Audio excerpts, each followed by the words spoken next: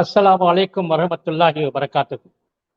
அருமை பெரியவர்களே, தாய்மார்களே, சகோதர சகோதரிகளே, உங்கள் அத்தனை பேர்களையும் நம்முடைய கேஎன்ஆர் இன்ஸ்டிடியூட்டின் சார்பாக இந்த நாளிலே வருக வருக என்று நாங்கள் வரவேற்கின்றோம். நம்முடைய கேஎன்ஆர் இன்ஸ்டிடியூட்டின் சார்பாக நடைபெறக்கூடிய இந்த 3ஆம் ஆண்டு சீரா வினாடி வினா நிகழ்வு இப்பொழுது அல்ஹம்துலில்லாஹ் வெற்றிகரமாக துவக்கம் பெறுகின்றது. மறைந்த நமது ஊரில் சேர்ந்த புரவலர்கள் ஹாஜி மர்ஹூம் டிபிகே அன்வர்தீன், ஹாஜி நூனாமனா முகமது யாசின் இவர்கள் நினைவாக நடைபெறக்கூடிய இந்த இனிய நிகழ்வு இன்றைய தினம் ஒரு அருமையான மார்க்க பேரறிஞரினுடைய மாபெரும் சிறப்பு சொற்பொழிவோடு துவக்கம் பெறுகிறது. இந்த நிகழ்வினுடைய துவக்கத்திலே இன்றைய தினம் நமக்கு முன்னாலே அருமையான ஒரு இஸ்லாமிய பாடலை பாடுவதற்காக ஐக்கிய அரபு அமீரகத்திலிருந்து நம்முடைய இளவல், குறிப்பாக நம்முடைய கேஎன்ஆர் டிவியுடைய டீம்ல இருக்கக்கூடிய ஒரு தூண், கூத்தாநல்லூர் எமிரேட்ஸ் ஆர்கனைசேஷனுடைய மேலாண் செயலாளர் நோட்டன் தாகிர் அலி அவர்கள் இங்கே வருகை தந்திருக்கிறார்கள். நோட்டன் தாகிர் அலி அவர்கள் இந்த நிகழ்ச்சியை பக்கபலமாக இருந்து பின்புலமாக இருந்து இரவு பகல் பாராது இதை ஒருங்கிணைப்பதிலே அவர்களுக்கு ஒரு மிக முக்கிய பங்கு உண்டு. அவர்கள் இங்கே வருகை தந்திருக்கிறார்கள். அவர்களுடைய அழகிய குரல், அதிலே அருமையான ஒரு பாடலோடு இந்த நிகழ்வு இன்றைய தினம் துவக்கம் பெறுகிறது. தாகிர் அலி, வாங்க, ஒரு இஸ்லாமிய பாடலை பாடுங்க இன்ஷா அல்லாஹ். அஸ்ஸலாமு அலைக்கும் வரஹ்மத்துல்லாஹி தஆலா பரகாத்துஹு. ஒரு நசியத் உங்களுக்காக பாடல் இந்த அண்ணன் சொல்லிட்டாங்க. ஒரு நசியத். யா ரசூலல்லாஹ் சலாமுன் அலையா ஹபீபல்லாஹ் சலாமுன் அலையா ஹபீபல்லாஹ் சலாமுன் அலையா ஸஃபுவத்தல்லாஹ் சலாமுன் அலைஹி சலாமுன் அலையா ஸஃபுவத்தல்லாஹ் சலாமுன் அலைஹி சலாமுன் அலைஹி طلبنا باب مولانا قريما ليس ينسانا وصدقنا بما جانا هو صادق رسول الله هو صادق رسول الله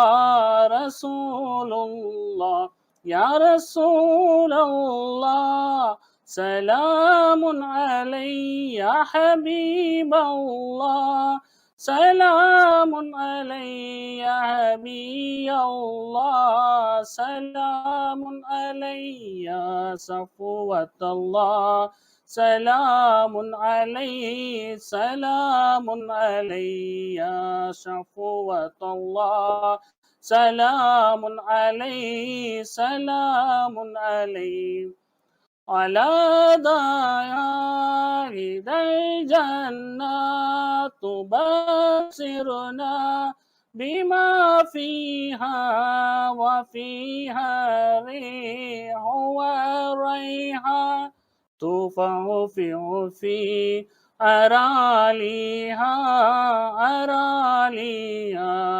توفع في أراليها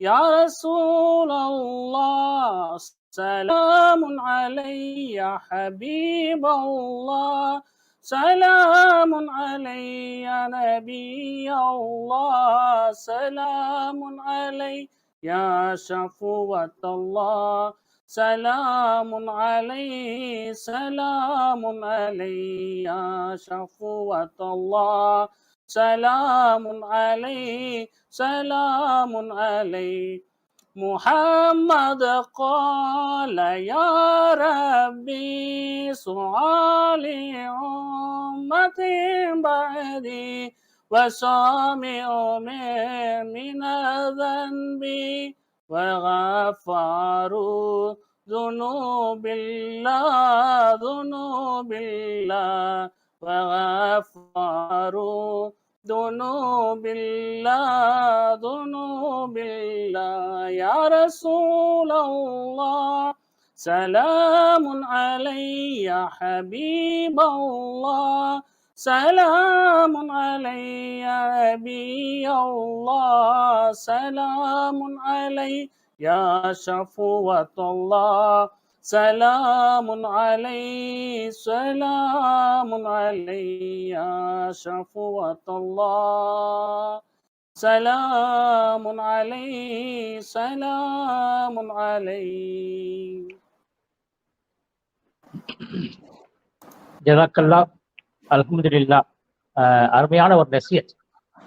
அவருடைய குரல் வளம் ஏற்கனவே நமது ஊரிலேயே ஜஸ்மலாத் மேடைகளிலே சகோதரர் நிலாம், சகோதரர் தாகிர் போன்றவர்கள்லாம் இது போன்ற நசியத்துகளை அந்த காலகட்டங்களிலே அழகாக ஓதியிருக்கிறார்கள்.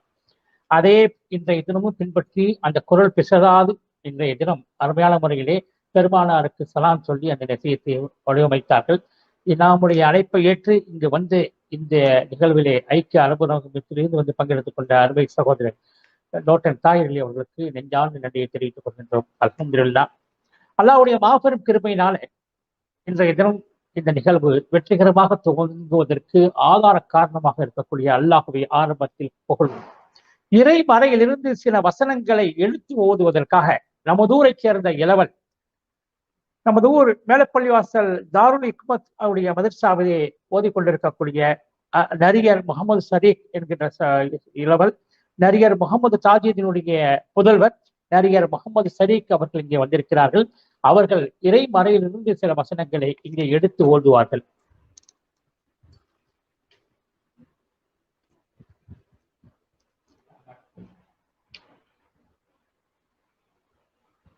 السلام عليكم ورحمة الله تعالى وبركاته.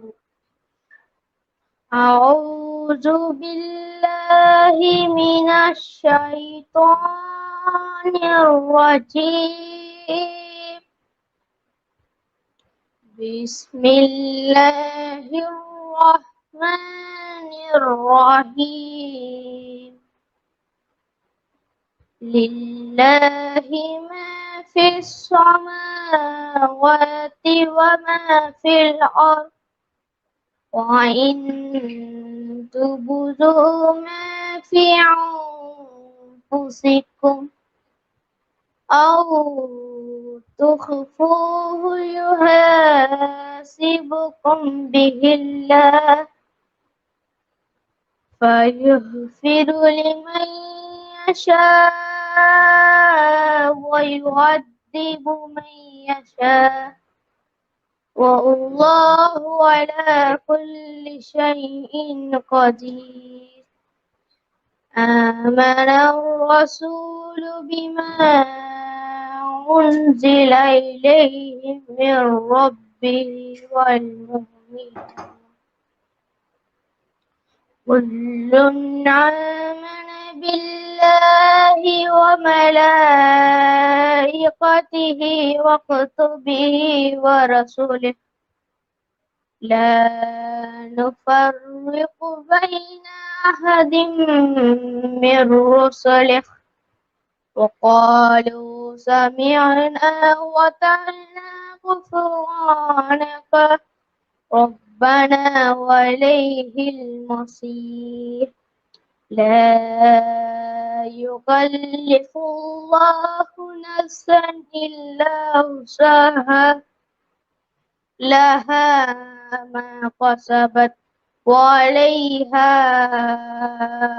ما كسبت ربنا لا تعاهدنا إن نسينا أو أخطأنا ربنا ولا تحمل علينا إسرا كما حملته على الذين من قبلنا ربنا ولا تحملنا ما لا طاقة لنا به واعف عنا واغفر لنا وارحمنا أنت مولانا فانصرنا على القوم الكافرين صدق الله العظيم.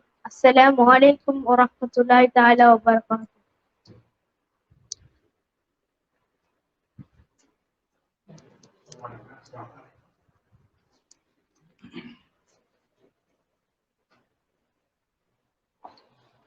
அல்ஹம்துலில்லாஹ், ஜஸாக்கல்லாஹ்.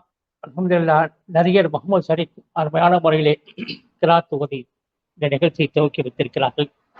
அருமையான பெருமக்களே, தாய்மார்களே, சகோதர சகோதரிகளே, இன்றைய தினம் நம்முடைய KNRCவினுடைய இந்த வசந்தமிகு ரபியுல் அவ்வல் மாதத்திலே 10வது நாளிலே இன்றைய தினம் நாம் பயணித்துக் கொண்டிருக்கின்றோம். ஏறக்குறைய மார்க்க பேரறிஞர்கள், குறிப்பாக நமது ஊரைச் சேர்ந்த ஆலிம் பரிந்துரைகள், அதே போன்று சமுதாயத்துடைய ஆர்வலராக இருக்கக்கூடிய அருமை சகோதரி பாத்திமா சபரிமாலா போன்றவர்கள் எல்லாம் நம்முடைய அரங்கிற்கு வந்து அற்புதமான முறையிலே மீலாது பயான்களை நிறைவு செய்திருக்கிறார்கள். அந்த அடிப்படையில இன்றைய தினம் 10வது நாளிலே நாம் முகப்பில் இருந்து கொண்டிருக்கிறோம்.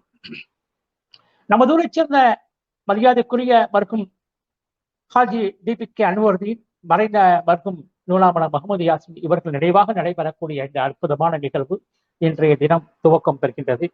நமக்கெல்லாம் நன்றாக தெரியும், இந்த KNRCவின் சார்பாக இந்த 3வது ஆண்டாக இந்த நிகழ்வை நடத்தப்படுவதனுடைய நோக்கமே சமுதாயத்திற்கு என்னென்ன சேவைகள் இருக்கிறதோ, என்னென்ன தேவைகள் இருக்கிறதோ அதையெல்லாம் பதிவு செய்ய வேண்டும். அந்த ஒரே நோக்கம்தான்.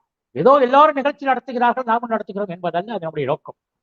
சமூகத்தை இன்றைக்கு பொழுதுபோக்கு நிகழ்வுகள் எவ்வளவோ இருக்கிறது. ஆனால் இன்றைக்கு சமூகத்தை பழுது பார்க்கக்கூடிய நிகழ்வுகள் இன்றைய தினம் நமக்கு தேவையாக இருக்கிறது. பார்க்கிறோம், இன்றைக்கு பட்டாசு சத்தங்கள் எங்கே பார்த்தாலும் கேட்டுக்கொண்டிருக்கிறது. இஸ்லாமியர்கள் பெரும்பாலாக வசிக்கக்கூடிய பகுதியிலும் கூட, அந்த தெருக்களிலும் கூட பட்டாசு வெடிகள். இது இஸ்லாத்திற்கு புறம்பானது. பெருமான ஸல்லல்லாஹு அலைஹி வஸல்லம் சொல்லுவார்கள், உண்ணுங்கள் பருகுங்கள், வீண் விரயம் செய்யாதீர்கள் என்று. வீண் விரயத்தினுடைய அடையாளம் தான் இந்த பட்டாசு வெடிப்பு. இன்றைக்கு சகோதர சமுதாயத்தைச் சேர்ந்தவர்களே அது தவிர்த்துக் கொண்டிருக்கின்ற பொழுது நம்முடைய சில இளைஞர்கள் சகோதரர்கள் இதில் ஈடுபடுவது வருத்தத்துக்குரியதாக இருக்கிறது. இன்றைய தினம் கூட நமக்கு முன்னாலே உரையாற்றுவதற்காக வரை தந்திருக்கக்கூடிய மதிப்பிற்கு மரியாதைக்குரிய ஆலிம் ஹாஃபில் அருமை சகோதரர் அவர்கள் கல்வியினுடைய ஞானத்தின் திறவுகோள் பெருமான ஸல்லல்லாஹு அலைஹி வஸல்லம் என்கின்ற தலைப்பிலே கல்வியினுடைய அவசியத்தை வலியுறுத்தி உரையாற்ற இருக்கிறார்கள். கல்வி என்றால் என்ன? அறிவும் ஒழுக்கமும் ஆன்மீகம் ஒன்று சேர்ந்ததுதான் கல்வி என்று அவர்கள் இங்கே புறம்போட்ட தங்கமாக எடுத்துச் செல்வதற்காக இங்கே வருகை தந்திருக்கிறார்கள். அவர்களை இங்கே நான் அழைப்பதற்கு முன்பாக நம்முடைய நிகழ்வுடைய அன்றாட நிகழ்வுகளில் ஒன்றுதான் இந்த பாப்அப் பேஸ். அதிலே முதலாவது பாப்அப் பேஸிற்கு இப்பொழுது நாம் தயாராகி கொண்டிருக்கிறோம். 2 பாப்அப் பேஸுடைய கேள்விகள் இங்கே கேட்கப்படும். அதற்கு பிறகு ஹஜ்ரத் அவர்கள் உரையாற்றுவார்கள். அவர்களுடைய உரைக்கு பின்னால் நிறைவிலே அடுத்த 2 கேள்விகள் பாப்அப் பேஸ் கேட்கப்பட்டு அதில் யார் உடனடியாக அதிவிரைவாக சரியான பதில் அளிக்கிறார்களோ அவர்களுக்கு ரூபாய் 250 வீதம் ஆக 4 பாப்அப் கேள்விகளுக்கு ரூபாய் 1000 பரிசீலிக்கப்படும். அந்த அடிப்படையிலே இப்பொழுது நாம் முதலாவது பாப்அப் பேஸ்க்கு வந்திருக்கின்றோம். முதலாவது கேள்வி இன்றைய தினம், அலி ரலியல்லாஹு அன்ஹு தனது எத்தனை வயதில் இஸ்லாத்தை ஏற்றார்கள்? அலி ரலியல்லாஹு அன்ஹு அவர்கள் தனது எத்தனையாவது வயதில் இஸ்லாத்தை ஏற்றார்கள்? இதுதான் பாப்அப் பேஸினுடைய முதலாவது கேள்வி. அருமை பெருமக்களே, நம்முடைய ஹஜ்ரத் அவர்கள் இங்கே உரையாற்ற இருக்கிறார்கள். அதற்கு பிறகு அந்த அவருடைய உரையிலிருந்து ஒரு 10 கேள்விகள் கேட்கப்பட்டு சரியாக விடை எழுதக்கூடிய 10 நபர்களை தேர்வு செய்து 10 நபர்களுக்கு 1000 வீதம் ரூபாய் 10,000 ஆக 12 நாட்கள் நிறைவாக 1,20,000 ரூபாய் பரிசு அந்த 120 நபர்களுக்கும், அதே போன்று பாப்அப் கேஸில் ஒரு நாளைக்கு 4 நபர்கள் வீதம் 48 நபர்களுக்கும் ஆக மொத்த பரிசு தொகை 1,32,000 ரூபாய் நாம் கொடுப்பதற்கு தயாராக கொண்டிருக்கிறோம். அந்த அடிப்படையில் தான் இப்போ பாப்போஸ்குடைய முதல் கேள்வி நாம் கேட்டிருக்கின்றோம். நீங்கள் எல்லாம் அதை உடனடியாக அதற்குண்டான விதியை எழுதியிருப்பீர்கள் என்று நாம் நினைக்கின்றோம். அடுத்து இப்பொழுது நாம் 2வது பாப்பப் பேஸுக்கு செல்ல இருக்கின்றோம். செல்லலாம் என்று நினைக்கின்றேன். யூஆர்எல் வந்துருச்சு பாருங்க. உதுமான் ரலியல்லாஹு அன்ஹு அவர்களது தந்தையின் பெயர் என்ன? இதுதான் இன்னைக்கு பாப்பப் கிறிஸ்தனுடைய இரண்டாவது கேள்வி. உதுமான் ரலியல்லாஹு அன்ஹு அவர்களது தந்தையின் பெயர் என்ன? இதுதான் இன்றைய பாப்பப் கிறிஸ்தனுடைய இரண்டாவது கேள்வி. இதற்கு உடனடியாக அதிவிரைவாக அற்புதமாக பதிலளிக்கக்கூடிய பெருமக்கள் ஒருவருக்கு, முதலாவதாக பதிலளிக்கக்கூடியவருக்கு ரூபாய் 250 பரிசளிக்கப்படும். அண்மையான பெருமக்களே, தாய்மார்களே, சகோதரர்களே, நம்முடைய KNR டிவியிலே இன்றைய தினம் இங்கே வருகை தந்திருக்கக்கூடிய மதிப்பிற்கு மரியாதைக்குரிய ஹஜ்ரத் பெருந்தகை Maulana Moulavi Al Hafil doctor Khaleel Ahmed Muneeri MA MPhil PhD Chennai அவர்கள் நமக்கு முன்னாலே, இதற்கு முன்பும் நம்முடைய KNR டிவியில வந்து கடந்த ஆண்டு உரையாற்றி இருக்கிறார்கள். அண்மையிலே ஒரு இந்த ஜனவரி 1ஆம் தேதி, அதாவது சொல்ல போனால் டிசம்பர் 31ஆம் தேதி நமது கூத்தாண்டூரிலே துவங்கப்பட்ட அல்குதா இப்சு மர்சாவுடைய துவக்க விழாவுக்கு சிறப்பு விருந்தினராக வந்து அற்புதமான முறையில் உரையாற்றினார்கள். அவர்கள் மீண்டும் இன்றைக்கு நாம் இங்கே அழைத்து வந்திருக்கின்றோம். அதனுடைய நோக்கமே என்னவென்று சொன்னால், ஒரு சமுதாயத்தினுடைய ஒரு இளைஞர், ஒரு சமூகத்தினுடைய இளைஞர் கட்டமைப்பு எப்படி இருக்க வேண்டும், அவர்கள் தன்னை எப்படி வார்த்து கொள்ள வேண்டும் என்பதற்கு அடையாள முகப்பாக இருக்கக்கூடியவர் ஹஜ்ரத் அவர்கள். ஆடி ஆஃபில், அது மாத்திரமல்லாமல் அவர்கள் கல்வியிலும் மிக சேர்ந்த நிலைக்கு சென்று இருக்கிறார்கள். 2 முதுகலை பட்டம் பெற்றவர்கள். அது மாத்திரமல்ல, முதுகலை டாக்டரேட் பட்டம் வாங்கியிருக்காங்க, PhD ஆய்வு மேற்கொண்டு. அது மாத்திரமல்ல, பட்டங்கள் எல்லாம் ஒரு புறம் இருந்தாலும் அவர்கள் இந்த சமுதாயத்துக்கு ஆற்றிக் கொண்டிருக்கக்கூடிய சேவை ஒரு நாள் கூட அவருக்கு நேரமில்லை. பல்வேறு ஊர்களுக்கு பயணித்து கொண்டிருக்கிறார்கள். பல்வேறு மக்களிடத்திலே கல்வியினுடைய விழிப்புணர்வு, இன்றைக்கு நாம் சந்தித்துக் கொண்டிருக்கக்கூடிய இஸ்லாமிய மக்கள் சந்தித்துக் கொண்டிருக்கக்கூடிய பிரச்சனைகளுக்கான தீர்வுகள் என்ன, இப்படி பல்வேறு கோணங்களிலே பல்வேறு ஜமாத்துகளை ஒருங்கிணைத்து பல்வேறு விதமான களப்பணிகளை ஆற்றிக் கொண்டிருக்கிறார்கள்.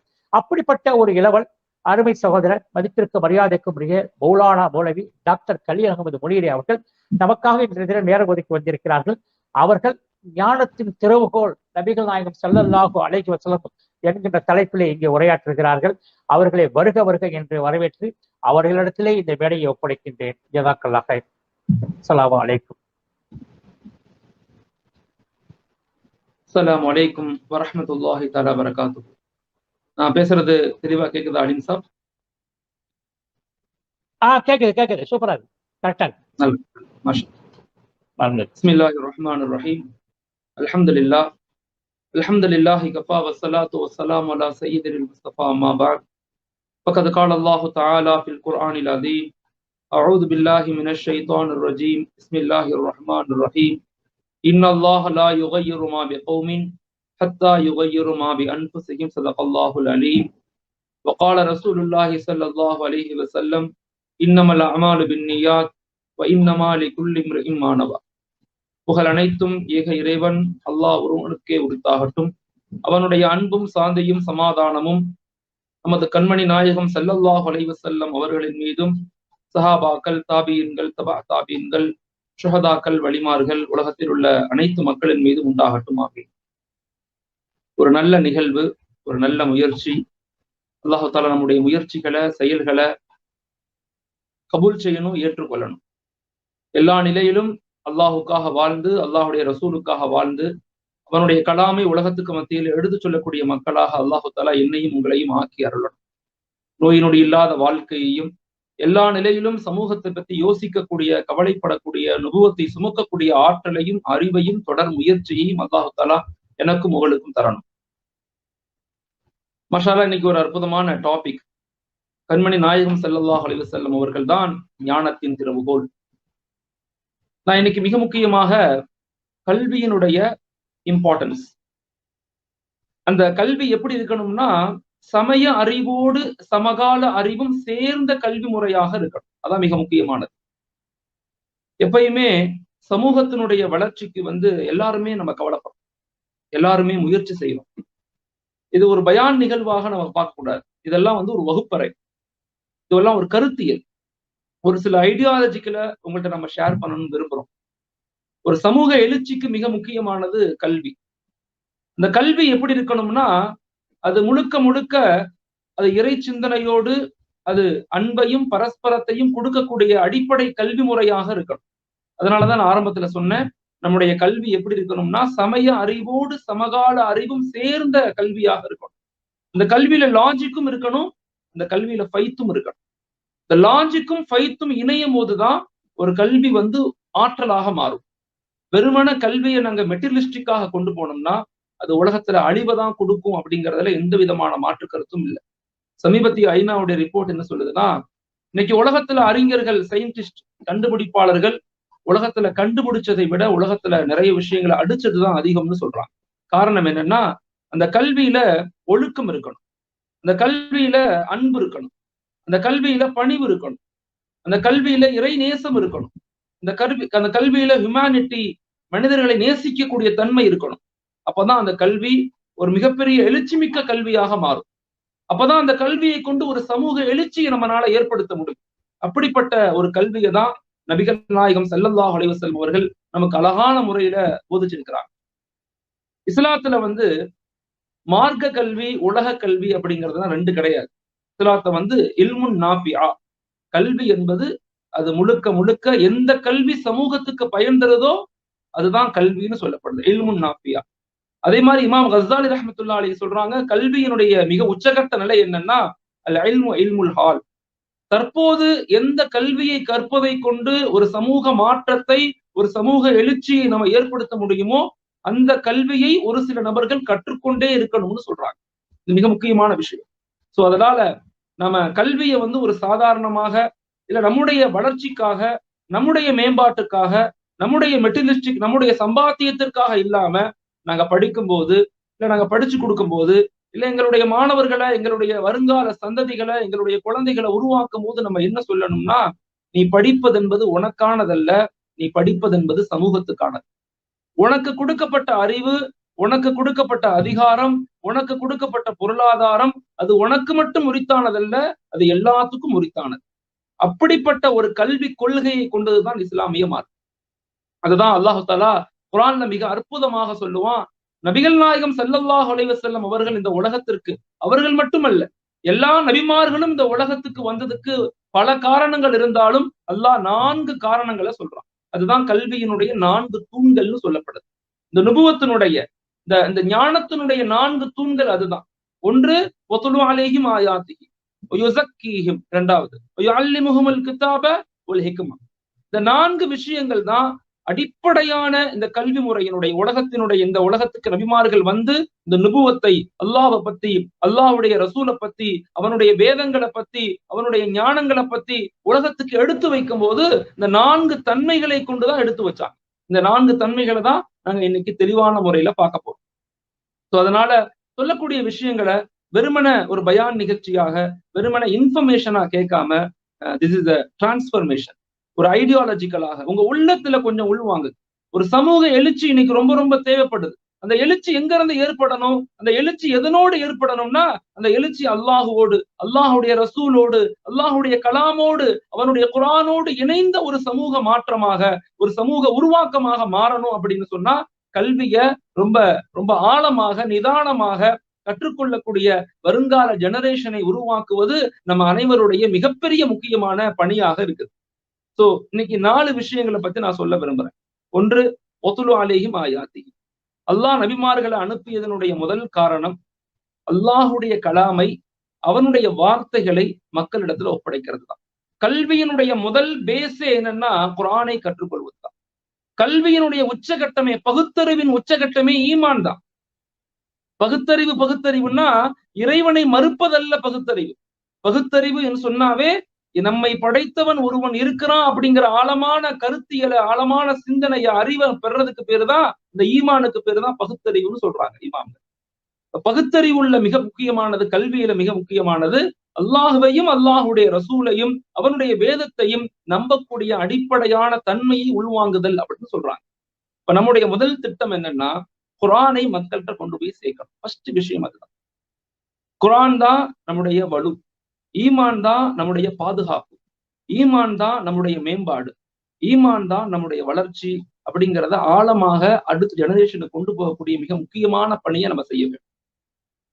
தொல்காப்பியத்துல ஒரு அற்புதமான ஒரு டெஃபினிஷன் சொல்லுவாங்க. What is education? What is education?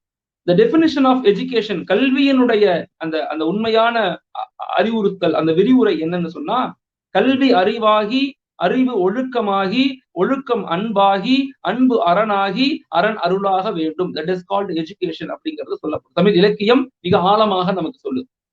அதாவது கல்வி என்பது அது அறிவாக மாறணும். அது அறிவாக மாறுவதை கொண்டு அதை கொண்டு சம்பாத்தியத்துக்கோ, இல்ல நான் சந்தோஷமாக கார் வாங்கணும், வீடு வாங்கணும், பங்களா வாங்கணும், சம்பாதிக்கணும், இல்ல மெட்டீரியலிஸ்டிக் நைஃபை நோக்கி நான் நகரணும் அப்படிங்கிறதுக்கு மட்டும் கல்வி கொடுக்கப்படல.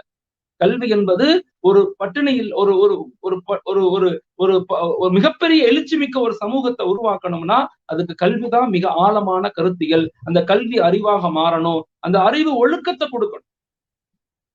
அந்த கல்வி நமக்கு டிசிப்ளினை கொடுக்கணும். இன்னைக்கு நிறைய படிச்சவங்க தான் நிறைய தவறுகள் செய்யக்கூடியவங்களாக மாறிட்டோம். நிறைய பெரிய லெவல் பொசிஷன்ல இருக்கிறவங்க தான் பெரிய பெரிய தவறுகளை, பாவங்களை செய்யக்கூடியவங்களாக மாறிட்டோம். இப்ப நம்முடைய கல்வி அல்லாஹோட இணைந்த கல்வியாக இருக்கணும். நம்மளோட கல்வி குர்ஆனை தெரிந்த கல்வியாக இருக்கணும். நான் சமீபத்துல ஒரு ஜட்ஜை மீட் பண்ணேன். நான் அவர்கிட்ட பேசிக்கிட்டு இருந்தேன். ஒரு மிக முக்கியமான நபர். அவர் சொன்னாரு, மௌலானா நான் குர்ஆன் ஓதணும்னு ஆசைப்படுறேன் அப்படின்னு சொன்னார். அவருக்கு சில முயற்சிகள் செய்து குர்ஆனை கற்றுக் கொடுத்தோம். அவர் குர்ஆன் கூடிய சீக்கிரத்துல ஆரம்பிச்சார், குர்ஆன் ஓதினார். அவர் அழுதுகிட்டே அவர் சொன்ன வார்த்தை என்னன்னா, நான் ஜட்ஜாக இருக்கும்போது கூட எனக்கு இவ்வளவு பெரிய சந்தோஷம் ஏற்பட்டதில்லை. நான் மாஷா அல்லாஹ் குர்ஆன் இன்னைக்கு ஓதும் போது எனக்கு பெரிய ஒரு இம்பாக்ட் ஏற்படுது அப்படிங்கிறாங்க.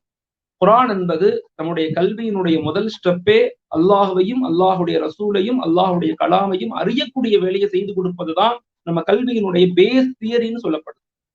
இஸ்லாமிய சமூகம் என்பது ஏதோ நேத்து உருவான மார்க்கம் அல்ல. இஸ்லாமிய சமூகம் என்பது இந்த உலகத்தை 1318 ஆண்டுகள் அறிவால், சிந்தனையால், ஆற்றலால், கண்டுபிடிப்புகளால், பொருளாதாரத்தால், அரசியல் மாற்றங்களால், கலாச்சாரங்களால் உலகத்தில் எத்தனை துறைகள் இருக்கிறதோ எல்லா துறைகளிலும் நின்று இருந்து சாதித்து உருவாக்கிய மிகப்பெரிய ஆளுமைகளுடைய வாரிசுகள் நம்ம எல்லாருமே. நம்ம ஏன் பின்தங்கி போனோம்? எந்த சமூகம் தன்னுடைய தோல்விக்கான காரணத்தை தன்னிடத்திலிருந்து தேடாமல் மற்றவர்களை குறை சொல்கிறதோ அந்த சமூகம் எழுச்சி பெற்றதாக வரலாறு கிடையாது. நம்ம ஏன் பின்தங்கி போனோம்னு முதல்ல நம்ம யோசிக்கணும். Review our self. நம்மளே யோசிக்கணும். இமாம்கள் 2 காரணங்கள் சொல்றாங்க. ஒன்று, மக்களை அல்லாஹுவோடு, அல்லாஹுடைய வேதத்தோடு, நபியினுடைய வாழ்வியலோடு இணைக்காதது. 2வது, ரிசர்ச் அண்ட் டெவலப்மெண்ட். காலத்தினுடைய தகுந்தார் போல் நாம் நம்மளை மேம்படுத்தி கொண்டே வரணும். விட்டுட்டோம், ரெண்டையுமே விட்டுட்டோம். அதனுடைய விளைவுதான் mentally, physically, socially, economically, educationally, politically எல்லாத்துலயும் பின்தங்கி போயிட்டோம். அதை நாங்க மீட்டெடுக்கணும்னா நாங்க செய்ய வேண்டிய முதல் பணி மக்களை அல்லாஹுடைய வேதத்தோடு, அல்லாஹுடைய கலாமோடு, அல்லாஹோடு, ரசூலோடு இணைக்கணும். அதுதான் நம்ம செய்யக்கூடிய முதல் கல்வி பணி. வத்துலு அலைஹிம் ஆயாத்திஹி. நான் என்னுடைய வேதத்தை மக்களிடத்தில் கொண்டு போய் சேர்ப்பதுதான் நபிமார்களுடைய முதல் பணியாக இருந்துச்சு. கல்வியினுடைய பேஸ் தியரி அதுதான். கைருக்கும் மன் தஅல்லமல் குர்ஆன வ அல்லமா. உங்களில் மிகச்சிறந்தவர் யார்? நீங்கள் குர்ஆனை கற்று பிறருக்கு கற்றுக் கொடுக்கக்கூடிய. If you give Quran, Quran will give all. நீங்கள் வருங்கால ஜெனரேஷனுக்கு குர்ஆனை கற்றுக் கொடுங்கள், குர்ஆன் அனைத்தையும் அவர்களுக்கு கற்றுக் கொடுங்க. அப்ப கல்வியினுடைய முதல் தியரியே, முதல் பேஸே வத்துலு அலைஹிம் ஆயாத்திஹி. அல்லாஹுடைய கலாமை ஓதக்கூடிய வருங்கால ஜெனரேஷனை உருவாக்கணும். நான் வருத்தப்பட்டு சொல்றேன், இன்னைக்கு உலகத்துல மொத்தம் 800 கோடி மக்கள் வசிக்கிறோம். 800 கோடி. கிட்டத்தட்ட 218 நாடுகள் இருக்குன்னு சொல்லப்படுது. இதுல முஸ்லிம்கள் நாடு மட்டும் கிட்டத்தட்ட 56 இஸ்லாமிய நாடுகள் இருக்கு.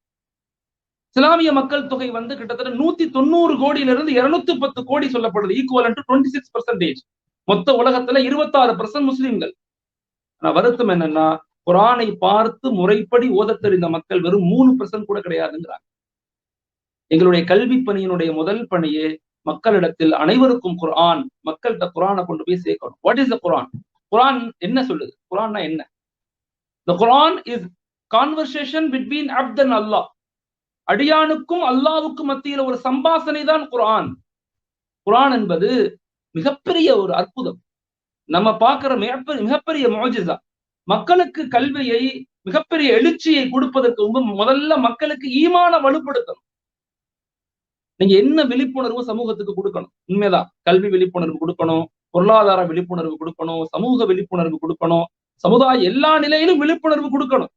ஆனா முதல் விழிப்புணர்வு மக்களை அல்லாஹோடு இணைக்கணும், மக்களை குர்ஆனோடு இணைக்கணும். இல்ல வேறு தான் ரொம்ப இம்பார்ட்டன்ட். வேறு ரொம்ப ஸ்ட்ராங்கா இருக்கணும். வேறு ஸ்ட்ராங்கா இருந்ததும் அதனுடைய ஸ்டெம், அதனுடைய நடுப்பகுதி ஸ்ட்ராங்கா இருக்கும். அந்த நடுப்பகுதி ஸ்ட்ராங்கா இருந்தது, அதனுடைய கிளைகள் ஸ்ட்ராங்கா இருக்கும், அதனுடைய பழங்கள் ரொம்ப இனிப்பாக சுவையானதாக இருக்கும். இங்க என்ன பிரச்சனை ஆயிடுச்சுன்னா, வேர்கள் வெட்டப்பட்டு கொண்டிருக்கு. ஆனா நம்ம எல்லாரும் மரங்களுடைய கிளைகளுடைய கோணல்களை பத்தியே பேசிக்கிட்டு இருக்கோம். அது சரியில்லை, இது சரியில்லை, சமூகத்துல அது பின்வாங்கிட்டோம், இது பின்வாங்கிட்டோம்னு பேசுறோம். வேர்களை ஸ்ட்ராங் பண்ணக்கூடிய வேலையை நாங்க பார்க்கணும். அடுத்த ஜெனரேஷனை ஒரு எழுச்சி மிக்க சமுதாயமா உருவாக்கணும்னா அந்த வேர்களை ஸ்ட்ராங் ஆக்கணும். அவங்க வேர் ஸ்ட்ராங் ஆயிருச்சுன்னா மத்த எல்லாமே ஸ்ட்ராங் ஆயிரும் இன்ஷா அல்லாஹ். அப்ப முதல் பணி, கல்வியினுடைய முதல் பணியாக நம்ம சொல்வது எல்லா இடங்கள்லையும் மக்களுக்கு குர்ஆனை கொடுங்க. மக்களுக்கு அல்லாஹ்வோட ஒரு இணைப்பை ஏற்படுத்துங்க. அந்த இணைப்பு மிக ஸ்ட்ராங்கா இருக்கணும்னு சொல்லப்படுது. இன்னைக்கு உள்ள உளவியல் கல்வியை 4 பிரிவுகளா பிரிக்கிறாங்க. ஒன்னு பிசிக்கல் கோஷன், 2வது இன்டெலிஜென்ஸ் கோஷன், 3வது எமோஷனல் கோஷன், 4வது ஸ்பிரிச்சுவல் கோஷன். 4 பகுதிகளாக இன்னைக்கு உளவியல், இன்னைக்கு உள்ள சைல்ட் எஜுகேஷன் சைக்காலஜி மிக ஆழமாக ஒரு கருத்தியலை கொண்டு வர்றாங்க. ஒண்ணு பிசிக்கல் கோஷன், உடல் சார்ந்த அறிவு அப்படின்னு சொல்றாங்க. 2வது இன்டெலிஜென்ஸ் கோஷன், ஏஐ அல்லது IQ, artificial intelligence as well as intelligence quotient. 3வது எமோஷனல் கோஷன், 4வது ஸ்பிரிச்சுவல் கோஷன். இஸ்லாம் மிக அற்புதமா இதை நமக்கு சொல்லிக் கொடுக்குது. ஒரு மனிதனுக்கு உடல் அறிவு என்பது 10% இருந்தா போதும். 2வது ஐக்யூ, ஏஐ அப்படிங்கிறது ஒரு மனிதனுக்கு 20% இருந்தா போதும் சொல்றது. ஆனா இன்னைக்கு என்ன பிரச்சனை ஆயிடுச்சுன்னா, இந்த மெட்டீரியலிஸ்டிக் லைஃப் இருக்குது, இந்த கல்வி முறை தான் உலகத்துல உச்சகட்டமா 100% இருக்கும்னு நம்ம எல்லாரும் யோசிக்கிறோம். சமீபத்துல நிறைய ஆய்வுகள் செய்யும் போது பெரிய ஆச்சரியமான விஷயம் என்னன்னா, இன்னைக்கு ஐரோப்பிய நாடுகள் எல்லாம் எமோஷனல் கோஷனை நோக்கி நகர்ந்துட்டாங்க. நாங்க இப்பதான் இன்டெலிஜென்ஸ் கோஷனை நோக்கி நகர்றோம். அப்ப வெறுமன கம்ப்யூட்டரை கத்துக்கிறது, வெறுமன டெக்னாலஜி தெரிஞ்சுக்கிறது, வெறுமன நாலேஜை இம்ப்ரூவ் பண்ணிக்கிறது மட்டும் அறிவல்ல. அதையும் தாண்டி ஒரு அறிவு இருக்கு. அதுக்கு பேர் எமோஷனல் கோஷன். மக்கள்கிட்ட எப்படி நடந்துக்கணும்னு தெரிஞ்சுக்கணும். பெரிய படிப்பாளியாக இருப்பாரு, மனைவி கூட எப்படி இருக்கணும்னு தெரியாது. பெரிய சிஇஓவா இருப்பாரு, குழந்தைகளை எப்படி வளர்க்கணும்னு தெரியாது. ஒரு மிகப்பெரிய ஜட்ஜா இருப்பாங்க, இல்ல ஒரு கலெக்டரா இருப்பாங்க, இல்ல ஒரு மிகப்பெரிய ஒரு நிறுவனங்கள்ல உயர் அதிகாரி டைரக்டர் லெவல்ல இருப்பாங்க. ஏழைகளை எப்படி மதிக்கணும், எல்லாத்துட்டையும் எப்படி சிரிச்சு பேசணும்னு தெரியாது. சோ 3வது கல்வி முறை இருக்கு, அது எமோஷனல் கோஷன். அது ஒரு மனிதனுக்கு கிட்டத்தட்ட 20-30% இருக்குன்னு சொல்லப்படும். அதான் நபி நமக்கு வாழ்வியலை கற்றுக் கொடுத்தது. 4வது கல்வி முறை இருக்கு, அதுக்கு பேர் தான் ஸ்பிரிச்சுவல் கோஷன். அதான் ஆன்மீகம் ரீதியான கல்வி முறை. ஒரு அம்மா ஒரு பிள்ளையை கூட்டிக்கிட்டு போறாங்க, இல்ல ஒரு டீச்சர் பிள்ளையை கூட்டிக்கிட்டு போறாங்க. போய்கிட்டே இருக்கும்போது இடையில ஒரு சாக்கடையை கிளீன் பண்ணக்கூடிய, சுத்தம் செய்யக்கூடிய மக்கள் அந்த தெருக்களை கூட்டி கிளீன் பண்ணிக்கிட்டு இருக்காங்க. இந்த டீச்சர், இந்த அம்மா, இந்த உலகத்தை மட்டும் விளங்குனவங்க, மெட்டீரியலிஸ்டிக்கா வாழக்கூடியவங்க என்ன சொல்லுவாங்கன்னு சொன்னா, பாரு நீ ஒழுங்கா படிக்கணும். அந்த பையன்ட்ட, அந்த பிள்ளைகிட்ட சொல்லுவாங்க, நீ ஒழுங்கா படிக்கணும். நீ ஒழுங்கா படிக்கல இவங்கள மாதிரி குப்பை தான் அள்ளணும், இவங்கள மாதிரி நீ சாக்கடை தான் கழுவணும் அப்படின்னு சொல்லுவாங்க. இது மெட்டீரியலிஸ்டிக் படித்த ஒரு தாயினுடைய அல்லது ஒரு டீச்சருடைய அணுகுமுறையாக இருக்கும். ஆனா உண்மையிலேயே ஒரு ஸ்பிரிச்சுவல் லைஃப, ஒரு மக்களை ஒரு எமோஷனல் கோஷனோட, அல்லாஹ்வுடைய இணையோடு இருக்கக்கூடிய, இறை தொடர்போடு இருக்கக்கூடிய ஒரு ஆசிரியரோ ஒரு பெற்றோரோ எப்படி சொல்லுவாங்கன்னா, தம்பி நீ நல்லா படிக்கணும். நான் பிள்ளைகிட்ட சொல்லுவாங்க, நல்லா படிக்கணும். நீ நல்லா படிச்சா இந்த மக்களுக்கெல்லாம் நீ உதவி செய்ய முடியும். இந்த மக்களுடைய வளர்ச்சிக்கு நீ காரணமாக இருக்க முடியும். இந்த மக்களுடைய வாழ்வாதாரத்துக்கு நீ காரணமாக இருக்க முடியும்னு சொல்லுவாங்க. இதுக்கு பேர் தான் ஸ்பிரிச்சுவல் கோஷன். வாழ்க்கையை ரொம்ப அழகாக வாழ்ந்து காட்டக்கூடிய, வாழ்க்கையை முழுமையா அமைத்துக் கொள்ளக்கூடிய ஒரு கட்டமைப்பை நம்ம ஜெனரேஷனுக்கு உருவாக்கணும்னா, இந்த கல்வியினுடைய பேஸ், இந்த கல்வியினுடைய வேர், அது ஆன்மீகமாக, அது முழுக்க அறம் சார்ந்த, ஒழுக்கம் சார்ந்த, அன்பு சார்ந்த, நேசம் சார்ந்த, எல்லா மக்களுக்கும் உதவி செய்யக்கூடிய தன்மையை ஏற்படுத்தக்கூடியவங்களாக இருக்கும். வள்ளலார் ஒரு இடத்துல நடந்து போகும்போது சொன்னார், அற்புதமான ஒரு மனிதர் அவர். அவர் சொன்னார், வாடிய பயிரை பார்த்ததெல்லாம் பார்க்கும் போதெல்லாம் நான் வாடினேன்னு சொன்னார். அவர் உயிர்களை மட்டும் சொல்லல, ஒரு செடியை பார்த்து இந்த செடி தண்ணி இல்லாம வாடி போகும்போது மட்டும் கவலைப்படுறாங்கல்ல, அதுவும் படிப்பினுடைய உச்சகட்டம் தான். இதை புரிய வைக்கணும் நம்முடைய ஜெனரேஷனுக்கு, நம்முடைய குழந்தைகளுக்கு. ரோடுகள்ல நடக்கும்போது குப்பைகள் கிடக்கு, அதை பார்த்து அப்படியே போயிடக்கூடாது, அதை ஓரமாக போடக்கூடிய குழந்தைகளை உருவாக்கணும். அந்த கல்விதான் ஈமானுடைய இணைந்த கல்வி. அந்த கல்விதான் இன்னைக்கு ரொம்ப குறைஞ்சு போச்சு. அந்த கல்வியை கொடுக்கணும்னா முதல்ல நம்ம கொடுக்க வேண்டிய விஷயம், முதல் பணி என்னன்னா, நாம ஒரு திட்டமிடணும். எங்களுடைய குழந்தை 7 வயசுக்குள்ள நிச்சயமாக என்னுடைய குழந்தைய நான் நிச்சயமாக குர்ஆன் ஓதக்கூடியவராக மாற்றுவேன் அப்படிங்கிறத உறுதியை நாங்க எடுக்கணும். அடுத்த 10 வருஷத்துல தமிழகத்துல மட்டும் கிட்டத்தட்ட 56 லட்சம் முஸ்லிம்கள் வசிக்கிறதாக ஒரு ஆய்வு சொல்லுது. அதாவது கவர்மெண்ட்டுடைய கணக்கு அடிப்படையில நான் பேசுறேன். குழந்தைகள் மட்டுமே கிட்டத்தட்ட சொல்லப்படுது 18 வயசுக்கு உட்பட்ட குழந்தைகள் மட்டும் 21 லட்சம் 22 லட்சம் குழந்தைகள் இருப்பதாக சொல்லப்படுது. நம்ம திட்டமிடணும் அடுத்த 10 வருஷத்துல ஒரு குழந்தை கூட குர்ஆனை பார்த்து ஓத தெரியல அப்படிங்கிற ஒரு நிலையை நம்ம ஏற்படுத்தணும்னா அனைவருக்கும் குர்ஆன், மக்கள்கிட்ட குர்ஆனை கொண்டு போய் சேர்க்கக்கூடிய ஆழமான கருத்தியலை நம்ம எல்லாரும் செய்யணும். இதை பார்க்கக்கூடிய, கேட்கக்கூடிய, இதற்காக உழைக்கக்கூடிய, இதற்காக முயற்சி செய்த மக்கள் நாம நம்முடைய குடும்பங்கள்ல எல்லாரும் குர்ஆன் ஷரீஃப் ஓதணுமா அப்படிங்கிறத பாருங்க. கல்வியினுடைய முதல் பணியே அல்லாஹ்வை அறிவதுதான், ஈமானை அறிவதுதான், நம்மளை படைத்தவனை அறிவதுதான். நல்ல விளங்கிக்கணும். நான் உண்மைன்னா அல்லாஹ்வும் உண்மை. என்ன நம்மளே கிள்ளி பார்த்துக்குவோம். நான் உண்மை, நான் உண்மைன்னா என்ன படைச்சவனும் உண்மை. என் பிறப்பு உண்மைன்னா என் இறப்பும் உண்மை. என் இறப்பும் உண்மைன்னா நான் மறுபடியும் எழுப்பப்படுதலும் உண்மை. இதெல்லாம் ஆழமா நம்ம விளங்கணும். இந்த உலகம் உண்மைன்னா மறுமையும் உண்மை. இந்த துன்யா உண்மைன்னா ஆகிரத்தும் உண்மை. நம்ம எதெல்லாம் பார்க்கிறோமோ அதெல்லாம் உண்மை அல்ல. நம்ம எதெல்லாம் பார்க்கலையோ அது மட்டும்தான் உண்மை. நல்ல ஆழமா இதை விளங்கணும்.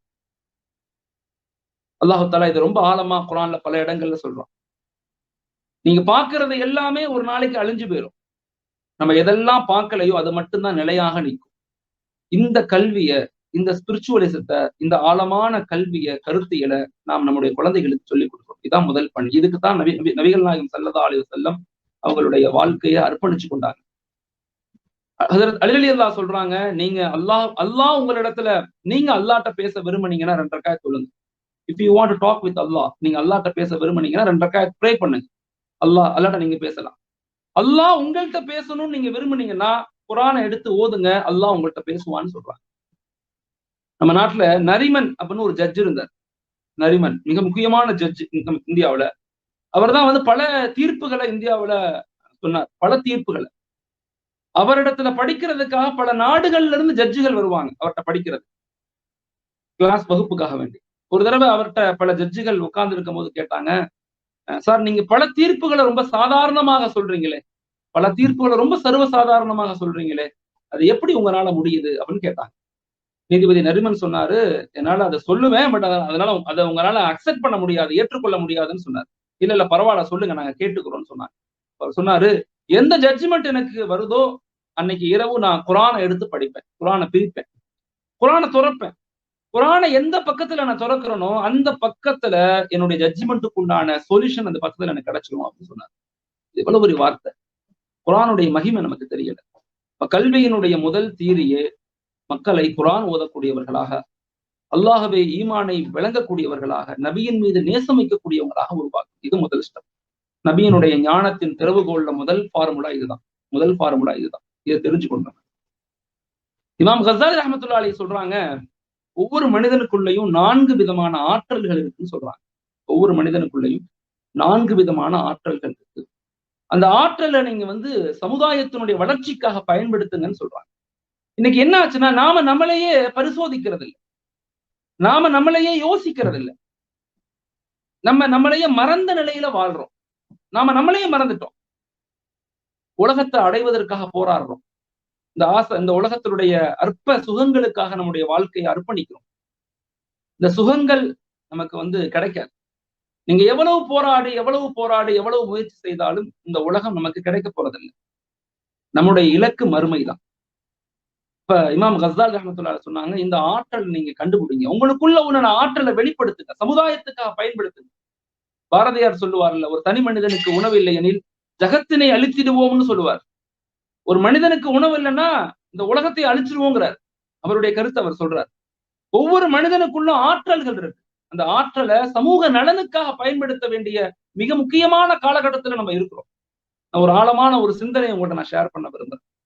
இந்த உலக வாழ்க்கை என்பது நாம நினைக்கிற மாதிரி இது ஒரு அரசியல் பிரச்சனையோ, இது ஒரு சமூக பிரச்சனையோ, அல்லது இது பொருளாதார பிரச்சனையோ கிடையாது. இந்த உலக வாழ்க்கை என்பது இது மனித இனத்திற்கும் ஷைத்தானியத்திற்கும் உண்டான போராட்ட களம். இந்த போராட்டம் இன்னைக்கு உச்சகட்டத்துல இருக்கு. உலகத்துல எங்கு பார்த்தாலும் பாவங்கள் மிகைத்து போச்சு, பாவங்கள் அதிகரித்து கொண்டே இருக்கு. மனித நேயம்ங்கிறது குறைஞ்சுக்கிட்டே வருது. இப்ப நாங்க மக்களை நன்மையின் பக்கம் அழைப்பதை கொண்டு, நன்மை என்ற அந்த கல்வியை மக்களுக்கு போதிப்பதை கொண்டு நாம் இந்த உலகத்தை, இந்த மனித இனத்தை, இந்த சமுதாயத்தை, இந்த உலகத்துல படைக்கப்பட்ட அனைத்தையும் பாதுகாக்க வேண்டிய பொறுப்பு நமக்கு இருக்கு. அதனால நாம் நமக்குள்ள உண்டான ஆற்றலை சமுதாயத்துக்கு பயன்படுத்தக்கூடியவங்களாக மாற்றணும். முதல் விஷயம் இமாம் கஸ்ஸாலி ரஹ்மத்துல்லாஹி சொல்றாங்க, ஒரு மனிதனுக்குள்ள இருக்க முதல் ஆற்றல் அறிவாற்றல் அப்படின்னு சொல்றாங்க. அறிவாற்றல் இது மிக முக்கியமான விஷயம். ஒவ்வொரு மனிதனும் தன்னுடைய அறிவை சமூகத்துக்கு பயன்படுத்தணும். நம்முடைய கல்வியை சமூகத்துக்கு பயன்படுத்தணும். உங்களுடைய அறிவை நீங்க மேம்படுத்திக் கொள்ளுங்க. அந்த அறிவு சமய அறிவோடு, சமகால அறிவோடு இருக்கணும். ஷரியத்தும் தெரியணும், இந்த உலகத்தினுடைய வாழ்வியலும் தெரியணும். என்ன பிரச்சனைனா, வாழ்வியல் தெரிந்தவங்களுக்கு ஷரியத் தெரியல, ஷரியத்தை விளங்கியவங்களுக்கு வாழ்வியல் தெரியல. இது ரெண்டு தான் பிரச்சனை. இப்ப இது ரெண்டையும் இணைக்கணும். லாஜிக்கையும் ஃபைத்தையும் இணைக்கணும். இது அறிவாற்றல். ரெண்டாவது நஃப்ஸாற்றல், மனமாற்றல்னு சொல்றாங்க. இந்த மனம் இருக்கதே இயற்கையிலேயே தீமைகளை ஏவிக்கிட்டே இருக்கும். அப்ப இதை சரி செய்யணும்னா நன்மைகளை அதன் மீது தூக்கி வச்சீங்கன்னா, நஃப்ஸின் மீது அமல் என்ற பாரத்தை தூக்கி வச்சீங்கன்னா, நஃப்ஸ் தானாக நமக்கு அடிபணிந்துடும் அப்படின்னு சொல்றாங்க. இது பெரிய டாபிக், நான் ரொம்ப சுருக்கமா உங்களுக்கு சொல்றேன். மூன்றாவது மனிதனுடைய கல்பு, உள்ளத்தினுடைய ஆற்றல். கல்பு என்பது மிகப்பெரிய ஆற்றல் படைத்தது. அதை எப்பயுமே சந்தோஷமா வச்சுக்கணும். எப்பயுமே பாசிட்டிவ் எனர்ஜியை நம்ம உருவாக்கிக்கிட்டே இருக்கணும். எங்களை சுத்தி எதுவுமே நடக்கல, நன்மைதான். எங்களுக்கு கூட அல்லாஹ் இருக்கிறான். லா தக்னது மின் ரஹ்மத்தில்லாஹ். ஒருபோதும் அல்லாஹுடைய அருளிலிருந்து நாங்க நிராசை அடைய மாட்டோம். ஒருபோதும் அல்லாஹ் எங்களை கைவிட மாட்டான் அப்படிங்கிற ஆழமான கருத்தியலோடு அந்த சிந்தனைய, பாசிட்டிவ் எனர்ஜியை மக்கள்கிட்ட கொடுத்துக்கிட்டே இருக்கணும். அல்லாஹுடைய திக்ருகளை, அல்லாஹுடைய நினைவுகளை மக்கள்கிட்ட சொல்லிக்கிட்டே இருக்கணும். இது மூணாவது. நாலாவது உயிராற்றல், ரூஹுடைய ஆற்றல். நமக்குள்ள இருக்கக்கூடிய ரூஹ் இருக்குதே, உயிர் இருக்குதே, அது ஒரு மிகப்பெரிய ஆற்றல் படைத்தது. அதை உணரணும்னா எல்லாத்தையும் நேசிக்கணும், எல்லாத்தின் மீது அன்பு கொள்ளணும், எல்லாத்தையும் மன்னிக்கணும், எல்லாத்தையும் இறக்கப்படணும். அல்லாஹ் நம் மீது அன்பு கொள்வதை போல நாம் மனிதர்கள் மீது அன்பு கொள்ளணும். இதான் கல்வி, இதான் கல்வியினுடைய உச்சம். இதைதான் நாங்க பாடமாக சொல்லிக் கொடுக்கணும். ஆசிரியர்களுக்கும் மாணவர்களுக்கும் இன்னைக்கு வகுப்பு நடத்த வேண்டிய அவசியம் என்னன்னா, உயிர்களை நேசிக்கணும், மனித நேயத்தை நேசிக்கணும், பாவங்களிலிருந்து மீளணும். இது எல்லாம் சொன்ன பிறகு கடைசியில சொல்லணும், நீ கம்ப்யூட்டர் படி, நீ டெக்னாலஜி படி, நீ மிகப்பெரிய பிளாக் செயின் டெக்னாலஜி படி, இன்ஃபர்மேஷன் டெக்னாலஜி படி, பயோடெக்னாலஜி படி, டாக்டர் ஆகு, இன்ஜினியர் ஆகு, கலெக்டர் ஆகு, நல்ல வியாபாரம் செய், சமூகத்துல நிறைய சம்பாதி, எல்லாமே சொல்லணும். முதல்ல செய்ய வேண்டிய வேலை, நீ உன்னை உணர்ந்து கொள், நீ உன்னை இறைவனோடு இணைத்துக்கொள், நீ அல்லாஹோடு இணைந்து கொள், குர்ஆனை ஓதக்கூடியவனாக மாறு, நபியினுடைய வாழ்வியலை புரிந்தவனாக மாறு. அதற்கு பிறகுதான் இந்த கருத்தியலை கொண்டு போகும். அப்படித்தான் நம்முடைய முன்னோர்கள் செஞ்சாங்க. அதன் அடிப்படையில தான் 1318 ஆண்டுகள் இந்த உலகத்தை ஆண்டோம். இப்ப வீழ்ந்ததனுடைய காரணம் என்ன? ரெண்டை இழந்துட்டோம். ஒன்று என்ன? அல்லாஹோட இணைப்பும் இல்லாம போச்சு. ரிசர்ச் அண்ட் டெவலப்மெண்ட், அறிவு சார்ந்த, உலகம் சார்ந்த, சமகால அறிவு சார்ந்த அறிவையும் இழந்துட்டோம். ரெண்டையும் இழந்ததனுடைய காரணமாக இன்னைக்கு சமூகத்துல பின்தங்கி போயிட்டோம். பேஸ் தியரி என்ன? வதுலு அலைஹிம் ஆயாத்தி, மக்களை குர்ஆனோடு இணைக்கும். இன்னைக்கு இதுல யாரெல்லாம் கேட்கிறோமோ, யாரெல்லாம் இதை பத்தி இந்த நிகழ்வுக்கு காரணமாக இருக்கிறோமோ, நாம் குர்ஆனை மக்கள்கிட்ட கொண்டு போய் சேர்க்கணும். அதுதான் முதல் பணி. அதை செய்யணும். நான் ஒரு தடவை அரபு நாடுகளுக்கு ஆய்வுகளுக்காக சென்றது. சில அரபு நாட்டு மக்கள், அங்குள்ள இமாம்கள் சொன்ன வார்த்தை எனக்கு ரொம்ப பெரிய பாதிப்பை ஏற்பட்டுச்சு. அவங்க சொன்னாங்க, இந்தியாவை பாதுகாத்துக் கொள்ளுங்க, இந்தியாவை பாதுகாத்துக் கொள்ளுங்க. இந்தியா உலகத்தினுடைய அறிவு பொக்கிஷம்னு சொல்றாங்க. அல்லாஹு தஆலா தப்லீகாக இருக்கட்டும், தரீகாவாக இருக்கட்டும், கிதாபுகளாக இருக்கட்டும், சன்னிப்புகளாக இருக்கட்டும், ஆலிம்களாக இருக்கட்டும், உலகத்தில் உள்ள எல்லா தீனுடைய நலவான காரியங்களையும் அல்லாஹ் இந்தியாவிலிருந்து உருவாக்கி உலகம் முழுக்க இந்த நாட்டை, இந்த உலகத்தை தீனுடைய மாகளில் பாதுகாத்து கொண்டிருக்கிறான்னு சொன்னாங்க. நாங்க பண்ண தவிர நீங்க பண்ணிடாதீங்க. நாங்க அறிவியல் படித்தோம், டொரண்டோல, நியூயார்க்ல, நியூஜெர்சியில எல்லாத்துலயும் படிச்சோம். குர்ஆனை இழந்துட்டோம், இமாம்களுடைய பொக்கிஷத்தை இழந்துட்டோம், முன்னோர்களுடைய தியாகங்களை மறந்துட்டோம். இன்னைக்கு நாங்க உலகத்துல அடிமைகளாக வாழ்றோம்னு சொன்னாங்க. தவிர நாங்களும் செஞ்சிடக்கூடாது. கல்வியினுடைய முதல் பணி, முதல் விஷயம் என்னன்னா, நாங்க முதல்ல பண்ண வேண்டிய வேலை, மக்களை, இளைஞர்களை, நம்முடைய வருங்கால சந்ததிகளை குர்ஆனோடு இணைக்கணும். ஒவ்வொரு மஸ்ஜிதுகள்லையும் மக்தப ஸ்ட்ராங் பண்ணணும். அதுக்கு ஒரு இலக்கோடு பயணிக்கணும். வீடு வீடாக சென்று கதவை தட்டி அந்த குழந்தைகளை மஸ்ஜிதுகளோடு இணைக்கணும். அந்த குழந்தைகளை குர்ஆனோடு இணைக்கணும். என் குழந்தைகளை டாக்டர் ஆக்கணும், இன்ஜினியர் ஆக்கணும், கலெக்டர் ஆக்கணும், ஜட்ஜ் ஆக்கணும், மிகப்பெரிய ஆளுமைகளாக மாத்தணும். எங்கிருந்து மாத்தணும்? மஸ்ஜிதுகள்ல இருந்து மாத்தணும். எங்கிருந்து மாத்தணும்? குர்ஆனோடு இணைத்து மாத்தணும். எங்கிருந்து உருவாக்கணும்? நபியினுடைய வாழ்வியலோடு உருவாக்கணும். அதுதான் நம்முடைய முதல் பணி. அதுதான் நபியினுடைய ஞானத்தின் திறவுகோலின் முதல் திறவுகோல், மக்களை அல்லாஹோடு குர்ஆனோடு இணைப்பது. இதுதான் முதல் பணி. இது ஃபர்ஸ்ட் விஷயம். நான் ரெண்டாவது விஷயம் சொல்றேன். நபியினுடைய ஞானத்தின் திறவுகோலின் இரண்டாவது விஷயம் என்னன்னா, பத்துலு அலைஹிம் ஆயாத்திஹி வ யுஸக்கீஹிம், பரிசுத்தப்படுத்தணும். பாவங்களோடு ஒரு எழுச்சிகளை நம்மளால ஏற்படுத்த முடியாது. உள்ளத்தினுடைய கசடுகளோடு ஒரு எழுச்சிகளை ஏற்படுத்த முடியாது. ஏழைகளை பத்தி கவலைப்படாம, சமூகத்தை பத்தி கவலைப்படாம, இல்லாதவர்களை பத்தி கவலைப்படாம ஒரு சமூக எழுச்சியை நம்மளால ஏற்படுத்த முடியாது. உள்ளம் பரிசுத்தம் அடையும். பரிசுத்தமாக இருந்தா மட்டும்தான் உம்மத்துடைய கவலை வரும். இன்னைக்கு நம்ம பிள்ளைங்களுக்கு என்ன பாடம் நடத்துறோம்? பள்ளிக்கூடங்கள்ல பேசும்போது குழந்தைகள் நல்லா படிக்கணும் தான், நல்லா படிச்சு ஜட்ஜ் ஆகணும், கலெக்டர் ஆகணும், வக்கீல் ஆகணும், பெரிய பிசினஸ் பண்ணணும், பெரிய ஆய்வாளரா கண்டுபிடிப்பாளரா மாறணும். நான் இல்லைன்னு சொல்லல. எதுக்கு மாறணும்? எதுக்காக அப்படி உருவாகணும்? நமக்காகவா? இல்ல. What is the difference between educationist and scholars? கல்வியாளர்களுக்கும் அறிஞர்களுக்கும் உள்ள வித்தியாசம் என்ன? கல்வியாளர்கள் தனக்காக படிச்சிருப்பாங்க, அறிஞர்கள் சமுதாயத்துக்காக படிச்சிருப்பாங்க. இஸ்லாமிக் ஷரியா எஜுகேஷன்ங்கிறது கிரியேட்டட் ஸ்காலர்ஸ். அது என்ன, யாரை உருவாக்குதுன்னா அறிஞர்களை உருவாக்கணும். வெறுமன கல்வியாளர்களை உருவாக்க கூடாது. நம்ம வெறுமன வீடு கட்டணும், கார் வாங்கணும், பங்களா வாங்கணும், என்ஜாய் பண்ணணும், இந்த உலகத்தை அனுபவிக்கணும் அப்படிங்கிற கல்வியாளர்கள் தேவையில்லை. அந்த கல்வியாளர்களை கொண்டு உலகத்துல இன்னும் பாவங்களும் பிரச்சனைகளும் அதிகரிச்சு கொண்டே இருக்கு. நாங்க அறிஞர்களை உருவாக்கணும், ஒரு சமூக எழுச்சி ஏற்படுத்தணும். நல்லா யோசிச்சு பாருங்க, ஒரு 50-60 வருஷத்துக்கு முன்னாடி டெக்னாலஜி இல்ல, நான் சோசியல் லீடர்ஸ் இருந்தாங்க. டெக்னாலஜி இல்ல, சோசியல் லீடர் சமூக தலைவர்கள் இருந்தாங்க. தெரு தெருவா பயணிப்பாங்க, ஏழைகளை பார்த்தா உதவி செய்வாங்க. வீடுதோறும் தமிழ் இலக்கியங்கள்ல, தமிழ் பாரம்பரிய வரலாற்றுகள்ல திண்ணைகள் கட்டியிருப்பாங்க. விருந்தினர்களை அப்படி உபசரிப்பாங்க, உறவினர்களை தூக்கி பிடிச்சாங்க. நான் இன்னைக்கு என்னாச்சு? இன்னைக்கு டெக்னாலஜி வளர்ந்துருச்சு, நான் சோசியல் லீடர்ஸ் இல்லை, சமூக தலைவர்கள் இல்லை. இங்க யாரும் சமூகத்தை பத்தி யோசிக்கிறவங்க ரொம்ப குறைஞ்சிட்டாங்க. இங்க எல்லாருமே தன்னளவுல வள்ளலாகவும் பிறளவுல கஞ்சனாகவும் இருக்கிறோம். நமக்கு செய்யணும்னா நிறைய செய்யறோம், நிறைய செஞ்சுக்கிறோம். பிறருக்கு செய்யணும்னா ரொம்ப கம்மியா செய்யறோம். ஆனா முன்னோர்கள் அப்படி இல்லை. தனக்கு செய்யும் போது கம்மியா செஞ்சுக்குவாங்க, பிறருக்கு செய்யும் போது நிறைய செய்வாங்க. பிறருக்கு செய்யும் போது நிறைய செய்வாங்க.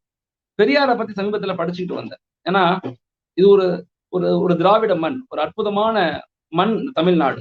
அதுக்கு பல பேர் காரணம், அதுல பெரியாரும் ஒரு காரணம். அவருடைய கொள்கை நம்ம ஏற்றுக்கொள்றோமோ இல்லையோ, அவருடைய கருத்தியல் நம்ம பெருசா யோசிக்கணும்.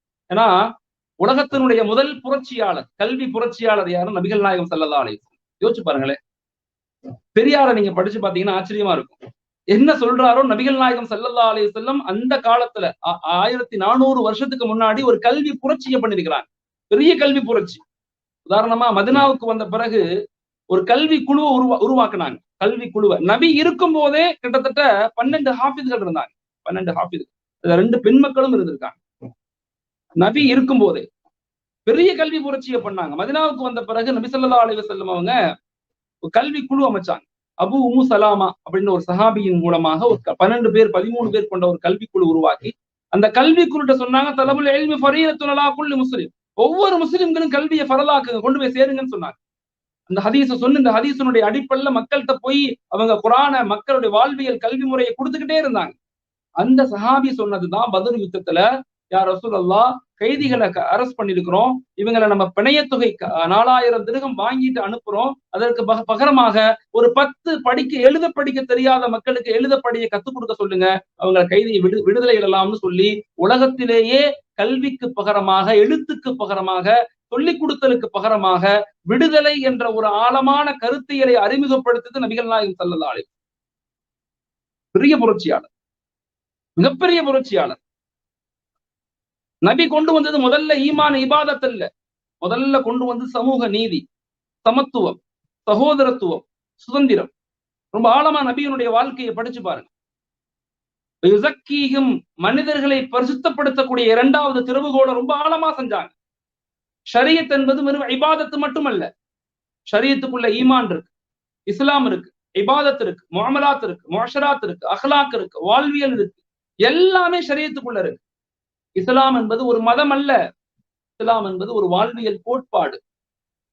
அது ஒரு வாழ்வியல் கோட்பாடு. நாங்க மதமாக சுருக்கிட்டோம். மற்ற மதங்களைப் போல இஸ்லாமும் ஒரு மதம் என்று சுருக்கி கொண்டோம். இல்ல, அது மதம் அல்ல.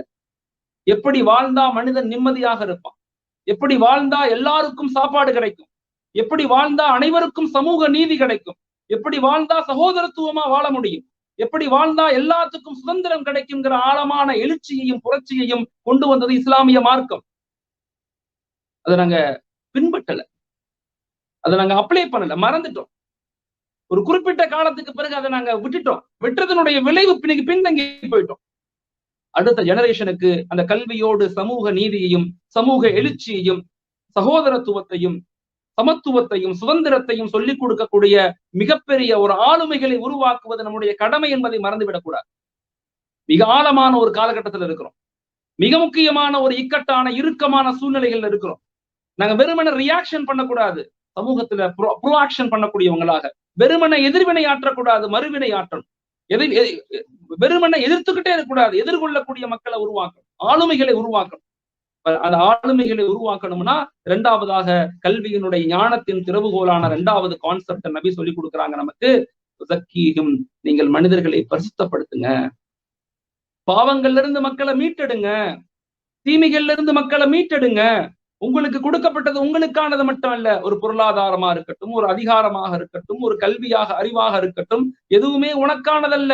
சூரியன் எப்படி அனைவருக்கும் பொதுவானதோ, காற்று எப்படி அனைவருக்கும் பொதுவானதோ, மண் மலைகள் எப்படி அனைவருக்கும் பொதுவானதோ, அது போலத்தான் உன் அறிவும் உன் பொருளாதாரமும் உன் அதிகாரமும் அனைவருக்கும் பொதுவானது என்பதை ஆழமான கருத்தியலை மனிதர்களை பரிசுத்த செய்யக்கூடிய வேலையை நபிகள் நாயகம் ஸல்லல்லாஹு அலைஹி வஸல்லம் கொடுத்தாங்க. இதான் இரண்டாவது விஷயம். இது இரண்டாவது திறவுகோல். நபியினுடைய மூன்றாவது நபி வருவதனுடைய மூன்றாவது காரணத்தை அல்லாஹ் சொல்றான், யுஅல்லிமுஹுமுல் கிதாப, வேதங்களை கற்றுக் கொடுங்க. வேதங்கள் மீன்ஸ் வரலாறுகள் அப்படின்னு சொல்றாங்க. வரலாறுகளை கற்றுக் கொடுங்க. வேதங்கள்னா குர்ஆன் இருக்கு. குர்ஆனுக்கு முன்னாடி தௌராத் இருந்துச்சு, ஜபூர் இருந்துச்சு, இன்ஜீல் இருந்துச்சு. இதெல்லாம் வேதங்கள். 4 வேதங்கள் இருந்துச்சு. நிறைய உபநிடங்கள், 1000க்கும் மேற்பட்ட 4000க்கும் மேற்பட்ட உபநிடங்கள். அதுல 1000 உபநிடங்கள் மனித இனத்துக்கு அல்லாஹ் கொடுத்ததாக சொல்றான். உபநிடங்கள்னா இந்த சுகுப்புகள், அரபியில சொல்லும் போது சுகுப்புகள்னு சொல்றாங்க. தமிழ்ல இலக்கியங்கள்ல உபநிடங்கள் அது சொல்லுவாங்க. சுகுப்புகள் அதிகமான சுகுப்புகள் கொடுக்கப்பட்டுச்சு. வேதங்கள் 4 வேதங்கள் கொடுக்கப்பட்டுச்சு. தௌராத் கொடுக்கப்பட்டுச்சு, இன்ஜீல் ஜபூர் கொடுக்கப்பட்டுச்சு. இன்ஜீல் யுஅல்லிமுஹுமுல் கிதாப, வேதங்களை கற்றுக் கொடுங்க. வேதங்களை கற்றுக் கொடுங்க அப்படின்னு கொண்ட நோக்கம் என்னன்னா, வரலாறுகளை நம்முடைய குழந்தைகளுக்கு சொல்லிக் கொடுக்கணும். மூன்றாவது முக்கியமான விஷயம், வரலாறுகளை மிக ஆழமாக கற்றுக் கொடுங்க. எந்த சமூகம் வரலாறை அறிந்த சமூகமாக இருக்குதோ அந்த சமூகம் மட்டும்தான் வரலாறை உண்டாக்கவும் முடியும், வரலாறை பாதுகாக்கவும் முடியும். வரலாறு தெரியாத சமூகத்தினால் வரலாறை உண்டாக்கவும் முடியாது, வரலாறை பாதுகாக்கவும் முடியாது. இந்தியா ஒரு அற்புதமான நாடு. நம்முடைய முன்னோர்களுடைய தியாகம் ரொம்ப பெருசு. அந்த தியாகத்தை குழந்தைகளுக்கு சொல்லிக் கொடுங்க. தியாகத்தை ஆழமாக பயிற்றுவீங்க, பாடத்திட்டங்கள்ல கொண்டு வாங்க. முடியலையா மக்தபுகள்ல சொல்லிக் கொடுங்க. பெண்கள் வரலாறுகளை படிங்க. நம்முடைய முன்னோர்களுடைய வரலாறுகள் தான் நம்மளை நிலைத்து நிற்க வைக்கும். அது நம்முடைய பலமாக, நம்முடைய ஆரோக்கியமாக, நம்முடைய வலுவாக மாறும். மூன்றாவது முக்கியமான விஷயம், வரலாறுகளை பயிற்றுவீங்க. சுருக்கமா நான் சொல்றேன், வரலாறுகளை பத்தி அது தனி வகுப்பு நம்ம எடுப்போம் இன்ஷா அல்லாஹ். வரலாறுகள் 5 வகையாக பிரிக்கிறாங்க. ஒன்று, உலகம் இந்த ஆரிஜின் ஆஃப் யூனிவர்ஸ், உலகம் உருவாக்கப்பட்டதிலிருந்து மனிதன் உலகத்துல படைக்கிற வரைக்கும் உண்டான ஒரு வரலாற்று தொகுப்பு. அதை தெரிஞ்சு நம்முடைய குழந்தைகளுக்கு சொல்லிக் கொடுக்கணும். அதுக்கு பேரு ஆரிஜின் ஆஃப் யூனிவர்ஸ், உலகத்தினுடைய உருவாக்கம், பிரபஞ்சத்தினுடைய உருவாக்கத்தை பத்தி சொல்லிக் கொடுக்கணும். எப்படி அல்லாஹ் தஆலா வானத்தை படைச்சான், பூமியை படைச்சான் தெரிஞ்சுக்கணும். நம்ம குழந்தைங்க தெரிஞ்சுக்கணும். அப்புறம் மனிதர்கள் ஆதம் அலைஹிஸ்ஸலாத்திலிருந்து நபி ஸல்லல்லாஹு அலைஹி வஸல்லம் வரையும் அந்த இடைப்பட்ட காலங்கள்ல சிவிலைசேஷன், நாகரிகங்கள் எப்படி உருவாக்கப்பட்டது, அந்த நாகரிகங்கள்ல எப்படி வழக்கங்கள், மதங்கள் எப்படி உருவான சொல்லிக் கொடுக்கணும். மூன்றாவது, நபிகள் நாயகம் ஸல்லல்லாஹு அலைஹி வஸல்லம் அவங்களுடைய காலத்திலிருந்து 1600 வரைக்கும் உண்டான வரலாற்று தொகுப்பு. அதாவது உலகம் ஹஜரத் ஆதம் அலைஹிஸ்ஸலாம் உலகத்துக்கு வந்தது பிசி 6000ன்னு இமாம்கள் சொல்றாங்க. அநேக வேதங்கள், எல்லா வேதங்களுமே சொல்றேன், குர்ஆன் மட்டும் இல்ல, தௌராத், இன்ஜீல், ஜபூர் அது மட்டும் இல்லாம ரிக், சாம, யசூர், அதர்வ உபநிடங்களும் அதை வெளிப்படுத்துறாங்க. புத்தத்துல மகாயானம், ஹினாயானம் போன்ற கிதாபுகளும் அதை சொல்லுது. அப்ப ஹஜரத் ஆதம் அலைஹிஸ்ஸலாத்திலிருந்து நபி ஸல்லல்லாஹு அலைஹி வஸல்லம் பிசி 6000லிருந்து கிமி 570 வரைக்கும், கிபி 570 வரைக்கும் உண்டான வரலாற்று தொகுப்பு படிக்கணும். இது இரண்டாவது. மூன்றாவது, நபி ஸல்லல்லாஹு அலைஹி வஸல்லம் பிறந்து 632ல வஃபாத் ஆகிறாங்க. 632லிருந்து 1600 வரைக்கும் கிட்டத்தட்ட 1000 வருஷம் இந்த உலகத்தினுடைய எழுச்சிக்கு காரணமான இஸ்லாமிய வரலாற்று தொகுப்புகளை நம்ம தெரிஞ்சுக்கணும். அதுல குறிப்பாக முஆவியா ரலியல்லாஹுடைய உமையாக்களுடைய வரலாறு, அப்பாசியாக்களுடைய வரலாறு, உஸ்மானியாக்களுடைய வரலாறு, ஒட்டமன் எம்பையருடைய வரலாறு ரொம்ப ஆழமா படிச்சு கொடுக்கணும். அவ்வளவு பெரிய கண்டுபிடிப்புகள், அவ்வளவு பெரிய அறிஞர்கள், அவ்வளவு பெரிய செழுமை மிக்க ஒரு பொற்காலம், இந்த golden age of Islamic times அப்படி சொல்லக்கூடிய மிகப்பெரிய காலங்கள். ஜார்ஜ் பெசாங் அப்படிங்கிற எழுத்தாளர் சொல்றான், ஒருவேளை நபி உருவாக்கிய சமூகம் மட்டும் கிபி 600 இருந்து கிபி 1600 இந்த 1000 ஆண்டுகள் மட்டும் அவங்க வராம இருந்திருந்தா இந்த உலகம் இருண்ட கண்டமாகத்தான் இருந்திருக்கும்னு சொல்றாரு. ஸ்பானிஷ் முஸ்லிம்ங்கிற புத்தகத்துல இதை அவர் விளக்கப்படுத்துறார். இப்ப 3வது வரலாற்று தொகுப்பு என்பது 1600 வரைக்கும் கிபி 1600 இருந்து 1919 வரைக்கும் உண்டான வரலாற்று தொகுப்பு. அதுலதான் 1ஆம் உலகப் போர், 2ஆம் உலகப் போர், கண்டுபிடிப்புகள், நியூட்டன், எடிசன் எல்லாம் வந்தவனுடைய காலம் அந்த காலம்தான். உலகத்தினுடைய மெட்டீரியலிஸ்டிக்கை நோக்கி, இண்டஸ்ட்ரியலிஸ்டை நோக்கி மக்கள் நகரக்கூடிய காலமாக அது மாறுச்சு. அந்த காலத்தை பத்தி படிக்கணும். 4வதாக 1919 இருந்து 2020 இப்போ வரைக்கும் வரலாற்று தொகுப்புகளை பிள்ளைகளுக்கு சொல்லிக் கொடுக்கணும். இது 3வது. அல்லிமுஹுமுல் கிதாப, வரலாறுகளை சொல்லிக் கொடுங்கள், வேதங்களை சொல்லிக் கொடுங்கள், மிக முக்கியமான விஷயம். இந்த 3ஐயும் அடுக்கடுக்காக சொல்லிக் கொடுத்த பிறகுதான் அல்லாஹ் சொல்றான், வத்துலு அலைஹிம் ஆயாத்திஹி வயுஸக்கீஹிம் வயுஅல்லிமுஹுமுல் கிதாப வல் ஹிக்மா. இப்ப உள்ள ஹிக்மத், இப்ப உள்ள ஞானங்களை சொல்லிக் கொடுங்க. குழந்தைகளை என்னென்ன துறைகள்ல உருவாக்கலாம், எப்படி எப்படி துறைகள்ல உருவாக்கலாம் அப்படிங்கிறத பத்தி நம்ம சொல்லிக் கொடுக்கணும். அதுல குறிப்பாக நான் சில விஷயங்களை உங்கள்கிட்ட சொல்ல விரும்புறேன். அதை நான் நிசாம் பாய்கிட்ட அதை பிரசன்டேஷனா கூட ஒரு இமேஜா கூட அனுப்பியிருந்தேன். நிசாம் பாய் அதை காட்ட முடியுமா? காட்டினா கொஞ்சம் நல்லா இருக்கும்னு நினைக்கிறேன். இதான் நம்முடைய இப்ப உள்ள திட்டம். நம்ம என்ன செய்யணும், நம்முடைய மாணவர்களை எப்படி உருவாக்க போறோம், என்னென்ன துறைகள்ல உருவாக்கணும். அப்ப மேல உள்ள 3 விஷயங்கள் இருக்குது, அது ரொம்ப சுருக்கமானது, சின்னதுதான். அதை நம்ம வலுப்படுத்தினா மட்டும்தான் இதை நாங்க வலுப்படுத்த முடியும். அது இல்லாம இதை எங்களால வலுப்படுத்த முடியாது. நல்லா தெரிஞ்சுக்கணும், அது இல்லாம இதை வலுப்படுத்த முடியாது எங்களால.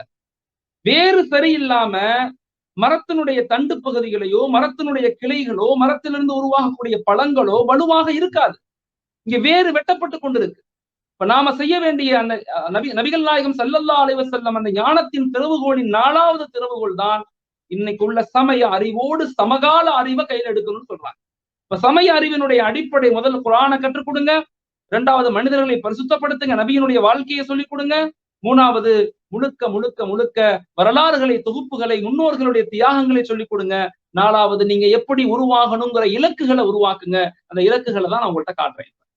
இப்ப நம்முடைய மஹல்லாவுல 100 மாணவர்கள் இருக்கிறாங்கன்னு வச்சுக்கோங்களேன். இந்த 100 மாணவர்கள் 4 பகுதிகளா பிரிச்சுக்கணும். நம்ம எல்லாத்தையுமே டாக்டர் ஆக்க முடியாது, எல்லாத்தையுமே இன்ஜினியர் ஆக்க முடியாது, எல்லாத்தையும் கலெக்டர் ஆக்க முடியாது, எல்லாத்தையும் ஜட்ஜ் ஆக்க முடியாது. ஆனா எல்லாத்தையும் ஒரு எழுச்சி மிக்க ஆளுமையாக மாற்ற முடியும். ஒரு மஹல்லாவுல கிட்டத்தட்ட 100 மாணவர்கள் இருக்காங்கன்னா அந்த 100 மாணவர்களை எப்படி நம்ம உருவாக்க போறோம் அப்படிங்கிறதா மிக முக்கியமான ஒரு பகுதி.